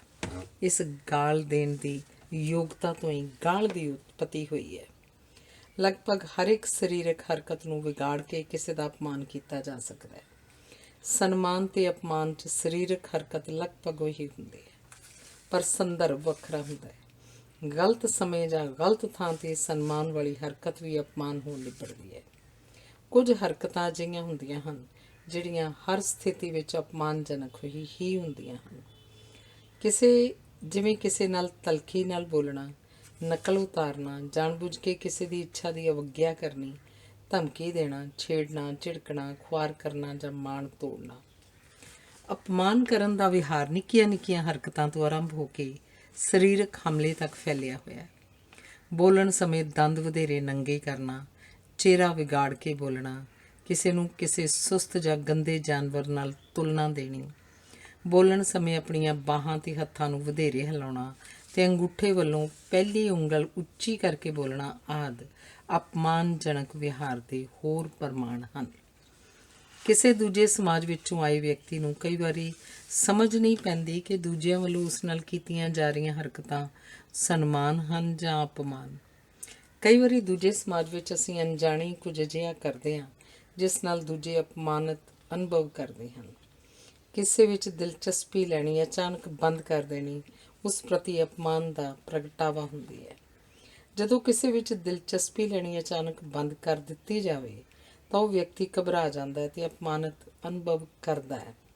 ਜਦੋਂ ਆਪਣੀ ਪਤਨੀ ਨੂੰ ਤੰਗ ਕਰਨ ਵਾਲਾ ਜਵਾਈ ਆਪਣੇ ਸਹੁਰੇ ਜਾਵੇ ਤੇ ਕੋਈ ਉਸ ਵੱਲ ਧਿਆਨ ਨਾ ਦੇਵੇ ਤਾਂ ਉਸ ਨੂੰ ਅਜਿਹੇ ਵਿਹਾਰ ਨੂੰ ਅਪਮਾਨ ਸਮਝਣ 'ਚ ਦੇਰ ਨਹੀਂ ਲੱਗਦੀ। ਜਦੋਂ ਕੋਈ ਵਿਅਕਤੀ ਦਿਲਚਸਪੀ ਨਾ ਲਏ ਜਾਣ ਦੇ ਬਾਵਜੂਦ ਅਪਮਾਨਿਤ ਅਨੁਭਵ ਨਾ ਕਰੇ ਤਾਂ ਅਗਲਾ ਹਥਿਆਰ ਉਸ ਉੱਤੇ ਹੱਸਣ ਦਾ ਵਰਤਿਆ ਜਾਂਦਾ ਹੈ। ਅਪਮਾਨਜਨਕ ਹਾਸਾ ਪ੍ਰਵਾਨਗੀ ਦੇ ਹਾਸੇ ਨਾਲੋਂ ਵੱਖਰਾ ਹੁੰਦਾ ਹੈ ਤੇ ਇਹਦੀ ਆਵਾਜ਼ ਵੀ ਵੱਖਰੀ ਭਾਂਤ ਦੀ ਹੁੰਦੀ ਹੈ। ਜਿਵੇਂ ਹੀ ਅਪਮਾਨ ਕਰਨ 'ਚ ਸਫਲਤਾ ਨਾ ਮਿਲੇ ਤਾਂ ਸਰੀਰਕ ਹੱਥੋਂ-ਪਾਈ ਦੀ ਸਥਿਤੀ ਉਪਜਦੀ ਹੈ। ਭਾਵੇਂ ਅਪਮਾਨ ਕਰਨ ਦਾ ਯਤਨ ਇਹਨਾਂ ਪੜਾਵਾਂ ਵਿੱਚੋਂ ਤਰਤੀਬ ਅਨੁਸਾਰ ਨਾ ਵੀ ਲੰਘੇ, ਪਰ ਤਾਂ ਵੀ ਇਹ ਪ੍ਰਭਾਵ ਜ਼ਰੂਰ ਉਘਾੜਿਆ ਜਾਂਦਾ ਹੈ ਕਿ ਸਾਨੂੰ ਤੇਰੀ ਪਰਵਾਹ ਨਹੀਂ। ਅਜਿਹੇ ਅਪਮਾਨ ਕਰਨ ਵਾਲੇ ਸੰਕੇਤ ਦੇਣ ਲਈ ਤੇ ਆਪਣੀ ਨਾਰਾਜ਼ਗੀ ਪ੍ਰਗਟਾਉਣ ਲਈ ਅਸੀਂ ਘੱਟ ਹੱਸਦੇ ਹਾਂ, ਘੱਟ ਬੋਲਦੇ ਹਾਂ, ਘੱਟ ਅੱਖਾਂ ਮਿਲਾਉਂਦੇ ਹਾਂ, ਵਧੇਰੇ ਸੁੰਗੜ ਕੇ ਬੈਠਦੇ ਹਾਂ ਤੇ ਕਿਧਰੇ ਦੂਰ ਵੇਖਣ ਦਾ ਯਤਨ ਕਰਦੇ ਹਾਂ। ਕਿਸੇ ਨੂੰ ਵੇਖ ਕੇ ਅਣਡਿੱਠ ਕਰ ਦੇਣਾ ਜਾਂ ਵੇਖ ਕੇ ਮੂੰਹ ਭੁਆ ਲੈਣਾ ਉਹਨੂੰ ਜਿਉਂਦਿਆਂ ਵਿੱਚ ਨਾ ਗਿਣਨ ਬਰਾਬਰ ਹੁੰਦਾ ਹੈ। ਕਿਸੇ ਦੀ ਨਮਸਕਾਰ ਜਾਂ ਸਲਾਮ ਦਾ ਜਵਾਬ ਨਾ ਦੇਣਾ ਵੀ ਅਜਿਹਾ ਹੀ ਵਰਤਾਰਾ ਹੈ। ਮਿਲਾਉਣ ਲਈ ਵਧੇ ਹੱਥ ਵੱਲ ਧਿਆਨ ਨਾ ਦੇਣਾ, ਕਿਸੇ ਦੇ ਬੂਹਿਓਂ ਬਾਹਰ ਨਿਕਲਦਿਆਂ ਹੀ ਦਰਵਾਜ਼ਾ ਜ਼ੋਰ ਦੀ ਬੰਦ ਕਰਨਾ, ਉਹਦੇ ਜਾਣ ਲੱਗਿਆਂ ਉਹਦੀ ਹਾਜ਼ਰੀ ਵਿੱਚ ਹੀ ਬੱਤੀ ਬੁਝਾ ਦੇਣੀ ਜਾਂ ਪੱਖਾ ਬੰਦ ਕਰ ਦੇਣਾ, ਕਿਸੇ ਨੂੰ ਘਰ ਦੇ ਅੰਦਰ ਆਉਣ ਲਈ ਨਾ ਕਹਿਣਾ ਅਤੇ ਕਿਸੇ ਦੇ ਅੰਦਰ ਆਉਣ ਉੱਤੇ ਘੱਟ ਰੌਸ਼ਨੀ ਕਰਨੀ, ਕਿਸੇ ਦੀ ਗੱਲ ਸੁਣਦਿਆਂ ਕੁਝ ਹੋਰ ਕਰਨ ਲੱਗ ਪੈਣਾ ਤੇ ਵਧੇਰੇ ਸਿਰ ਚੁੱਕ ਕੇ ਅਕੇਵੇਂ ਨਾਲ ਉਸ ਵੱਲ ਵੇਖਣਾ ਆਦਿ ਵੀ ਅਪਮਾਨ ਕਰਨ ਦੇ ਪ੍ਰਤੱਖ ਢੰਗ ਹਨ। ਕਿਸੇ ਦੀ ਹਾਜ਼ਰੀ 'ਚ ਉਕਤਾ ਜਾਣਾ ਤੇ ਖੁੱਲ੍ਹ ਕੇ ਉਬਾਸੀ ਲੈਣੀ, ਬੇਆਰਾਮੀ ਅਨੁਭਵ ਕਰਨੀ ਤੇ ਆਪਣੀ ਕੁਰਸੀ 'ਚ ਪਲਸੇਟੇ ਮਾਰਨੇ, ਹੌਕਿਆਂ ਵਰਗੇ ਲੰਮੇ ਸਾਹ ਲੈਣੇ, ਕਿਸੇ ਨਗੂਣੀ ਚੀਜ਼ ਵੱਲ ਧਿਆਨ ਦੇਣ ਲੱਗ ਪੈਣਾ ਜਾਂ ਮੁੜ-ਮੁੜ ਆਪਣੀ ਘੜੀ ਵੱਲ ਵੇਖਣਾ, ਬੇਚੈਨੀ ਪ੍ਰਗਟਾਉਣੀ, ਕਿਸੇ ਹੋਰ ਥਾਂ ਸਮੇਂ ਸਿਰ ਪਹੁੰਚਣ ਦੀ ਚਿੰਤਾ ਦਾ ਝੂਠਾ ਪ੍ਰਗਟਾਵਾ ਕਰਨਾ ਜਾਂ ਆਪਣੇ ਹੱਥਾਂ ਨੂੰ ਆਪਣੀਆਂ ਅੱਖਾਂ ਉੱਤੇ ਇਵੇਂ ਰੱਖਣਾ ਜਿਵੇਂ ਸਿਰ ਦੁਖ ਰਿਹਾ ਹੋਵੇ ਜਾਂ ਅੱਖਾਂ ਢੱਕ ਕੇ ਸੌਣ ਦਾ ਯਤਨ ਕਰਨਾ ਜਾਂ ਕਿਸੇ ਦੇ ਨੇੜੇ ਬੈਠਣ ਦਾ ਪਛਤਾਵਾ ਪ੍ਰਗਟਾਉਣਾ ਵੀ ਅਪਮਾਨ ਦੀਆਂ ਵਿਧੀਆਂ ਹਨ। ਤੁਸੀਂ ਵੇਖਿਆ ਹੋਵੇਗਾ ਕਿ ਕਈ ਲੋਕ ਕਿਸੇ ਥਾਂ ਬੈਠੇ ਅਚਾਨਕ ਜ਼ਮੀਨ ਨਾਲ ਪੈਰ ਥਪਥਪਾਉਣ ਲੱਗ ਪੈਂਦੇ ਹਨ। ਉਹ ਵਾਸਤਵ ਵਿੱਚ ਉੱਥੋਂ ਦੌੜ ਜਾਣ ਦਾ ਅਭਿਆਸ ਕਰ ਰਹੇ ਹੁੰਦੇ ਹਨ। ਪੈਰ ਥਪਥਪਾਉਣ ਦੀ ਰਫ਼ਤਾਰ ਜਿੰਨੀ ਵਧੇਰੀ ਹੋਏਗੀ ਓਨੀ ਉਸ ਵਿਅਕਤੀ 'ਚ ਉੱਥੋਂ ਦੌੜ ਜਾਣ ਦੀ ਇੱਛਾ ਵਧੇਰੇ ਹੋਏਗੀ। ਦੌੜ ਨਾ ਸਕਣ ਦੀ ਮਜਬੂਰੀ ਉਸ ਬੰਦੇ ਦੇ ਚਿਹਰੇ 'ਤੇ ਉਤਸ਼ਾਹ ਨੂੰ ਮਾਰ ਦਿੰਦੀ ਹੈ ਤੇ ਉਹਦੀ ਸੁੰਦਰਤਾ ਨੂੰ ਵਿਗਾੜ ਦਿੰਦੀ ਹੈ। ਅਜਿਹਾ ਵਿਅਕਤੀ ਐਵੇਂ ਬੈਠਦਾ ਜਿਵੇਂ ਉਹਨੇ ਬਹੁਤ ਵੱਡਾ ਭਾਰ ਚੁੱਕਿਆ ਹੋਵੇ। ਉਪਰਾਮਤਾ ਦਾ ਇਹ ਪ੍ਰਗਟਾਵਾ ਆਮ ਤੌਰ 'ਤੇ ਉਸ ਥਾਂ 'ਤੇ ਪ੍ਰਗਟਾਇਆ ਜਾਂਦਾ ਹੈ ਜਿੱਥੇ ਪ੍ਰੋਗਰਾਮ ਦਿੱਤੇ ਸਮੇਂ ਤੋਂ ਬਹੁਤ ਅਧਿਕ ਲਮਕ ਜਾਵੇ। ਅਜਿਹੀ ਉਕਤਾਹਟ ਅਪਮਾਨਿਤ ਅਨੁਭਵ ਕਰਨ ਦੀ ਬਿਰਤੀ ਨੂੰ ਜਗਾਉਂਦੀ ਹੈ। ਉਂਝ ਤਾਂ ਹਰ ਵਿਅਕਤੀ ਜੋ ਕੁਝ ਹੁੰਦਾ ਹੈ ਉਸ ਨਾਲੋਂ ਉਚੇਰਾ ਪ੍ਰਤੀਤ ਹੋਣ ਦਾ ਯਤਨ ਕਰਦਾ ਹੈ, ਪਰ ਕਈ ਵਿਅਕਤੀਆਂ ਵਿੱਚ ਇਹ ਰੁਚੀ ਪ੍ਰਤੱਖ ਤੌਰ 'ਤੇ ਵਧੇਰੇ ਹੁੰਦੀ ਹੈ। ਅਜਿਹੇ ਲੋਕ ਵਧੇਰੇ ਸੱਜ ਸਜਾਵਟ ਕਰਦੇ ਹਨ, ਵਧੇਰੇ ਮਹਿੰਗੇ ਕੱਪੜੇ ਪਾਉਂਦੇ ਹਨ ਤੇ ਵਧੇਰੇ ਪ੍ਰਭਾਵ ਪਾਉਣ ਲਈ ਵੱਖਰੇ ਢੰਗ ਨਾਲ ਵੇਖਦੇ ਵਿਚਰਦੇ ਹਨ। ਗੁਮਾਨ ਨਾਲ ਭਰੇ ਹੋਏ ਅਜਿਹੇ ਕੁਝ ਲੋਕ ਹਰ ਕਿਸੇ ਨੂੰ ਵੇਖਦੇ ਅਪਮਾਨ ਦੀ ਦ੍ਰਿਸ਼ਟੀ ਨਾਲ ਹਨ, ਭਾਵ ਉਹਨਾਂ ਨੂੰ ਇਸ ਯੋਗ ਨਹੀਂ ਸਮਝਦੇ ਕਿ ਉਹਨਾਂ ਨੂੰ ਬੁਲਾਇਆ ਜਾਵੇ ਜਾਂ ਉਹਨਾਂ ਵੱਲ ਧਿਆਨ ਦਿੱਤਾ ਜਾਵੇ।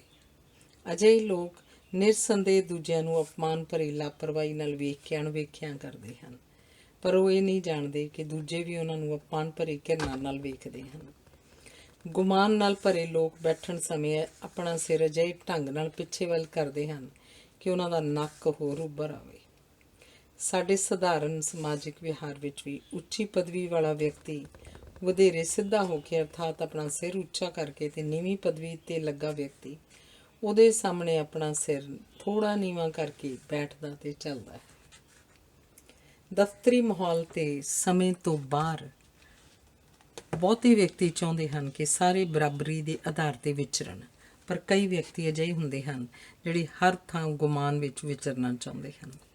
ਜਦੋਂ ਅਜਿਹੇ ਕਿਸੇ ਵਿਅਕਤੀ ਦਾ ਅਪਮਾਨ ਕਰਨਾ ਹੋਵੇ ਤਾਂ ਅਪਮਾਨ ਕਰਨ ਵਾਲਾ ਉਸ ਸਾਹਮਣੇ ਉਸ ਵਾਂਗ ਹੀ ਸਿਰ ਉੱਚਾ ਕਰਕੇ ਚੱਲਦਾ ਹੈ। ਅਣਜਾਣ ਵਿਅਕਤੀ ਆਮ ਕਰਕੇ ਨਾ ਕਿਸੇ ਦਾ ਅਪਮਾਨ ਕਰਦਾ ਹੈ ਤੇ ਨਾ ਹੀ ਉਹਦਾ ਅਪਮਾਨ ਸਮਝਿਆ ਜਾਂਦਾ ਹੈ। ਅਪਮਾਨ ਕਿਸੇ ਜਾਣੂ ਵਿਅਕਤੀ ਵੱਲੋਂ ਹੀ ਕੀਤਾ ਜਾਂਦਾ ਹੈ।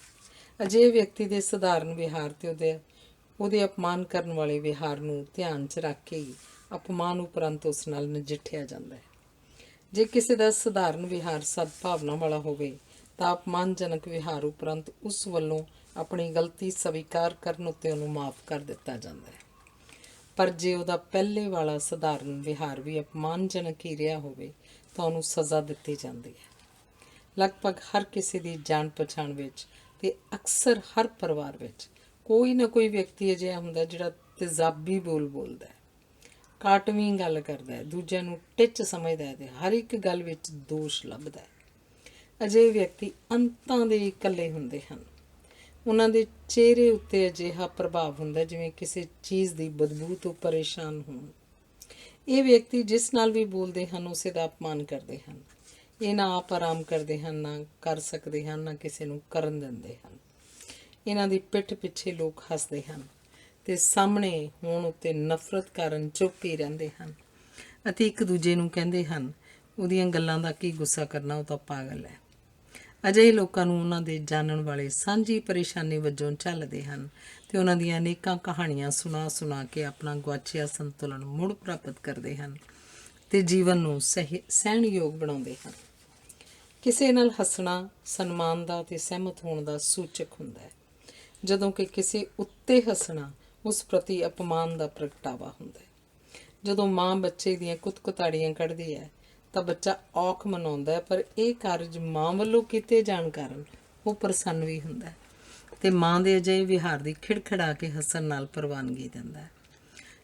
ਜਿਸ ਨੂੰ ਧਮਕੀ ਦਿੱਤੀ ਜਾਂਦੀ ਹੈ ਉਹਨੂੰ ਧਮਕੀ ਦੇਣ ਯੋਗ ਸਮਝਣਾ ਉਹਦੀ ਹੋਂਦ ਨੂੰ ਸਵੀਕਾਰਨ ਦਾ ਹੀ ਪ੍ਰਗਟਾਵਾ ਹੁੰਦਾ ਹੈ।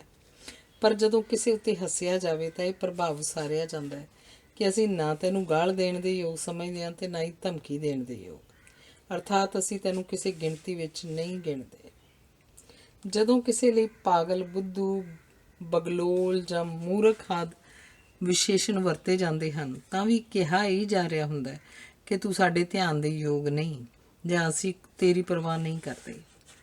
ਕਿਸੇ ਦਾ ਅਪਮਾਨ ਕਰਨ ਲਈ ਸੁਸਤ, ਗੰਦੇ, ਮੋਟੇ, ਭੱਦੇ, ਕਰੂਪ ਆਦਿ ਜਾਨਵਰ ਵੀ ਸਾਡੀ ਮਦਦ ਕਰਦੇ ਹਨ। ਕੁੱਤੇ ਦਾ ਭੌਂਕਣਾ, ਖੋਤੇ ਦੇ ਲੰਮੇ ਕੰਨ, ਉਹਦਾ ਹਿਣਕਣਾ, ਖੱਚਰ ਦਾ ਬਾਂਝ ਹੋਣਾ ਤੇ ਉਹਦਾ ਅੜੀਅਲ ਸੁਭਾਅ, ਮੱਝ ਹਾਥੀ ਆਦਿ ਦਾ ਭਾਰੇ ਹੋਣਾ, ਲੂੰਬੜ ਦਾ ਚਲਾਕ ਹੋਣਾ ਆਦਿ ਵਿਸ਼ੇਸ਼ਣ ਅਸੀਂ ਜਦੋਂ ਕਿਸੇ ਵਿਅਕਤੀ ਉੱਤੇ ਥੋਪਦੇ ਹਾਂ ਤਾਂ ਉਹ ਅਪਮਾਨਿਤ ਅਨੁਭਵ ਕਰਦਾ ਹੈ।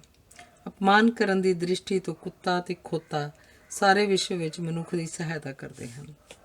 ਕਈ ਵਾਰੀ ਮਨੁੱਖ ਆਪਣੇ ਹੱਥਾਂ ਨਾਲ ਖੋਤੇ ਦੇ ਕੰਨ ਬਣਾ ਕੇ ਬਿਨਾਂ ਬੋਲੇ ਦੂਜੇ ਦਾ ਅਪਮਾਨ ਕਰਦਾ ਹੈ।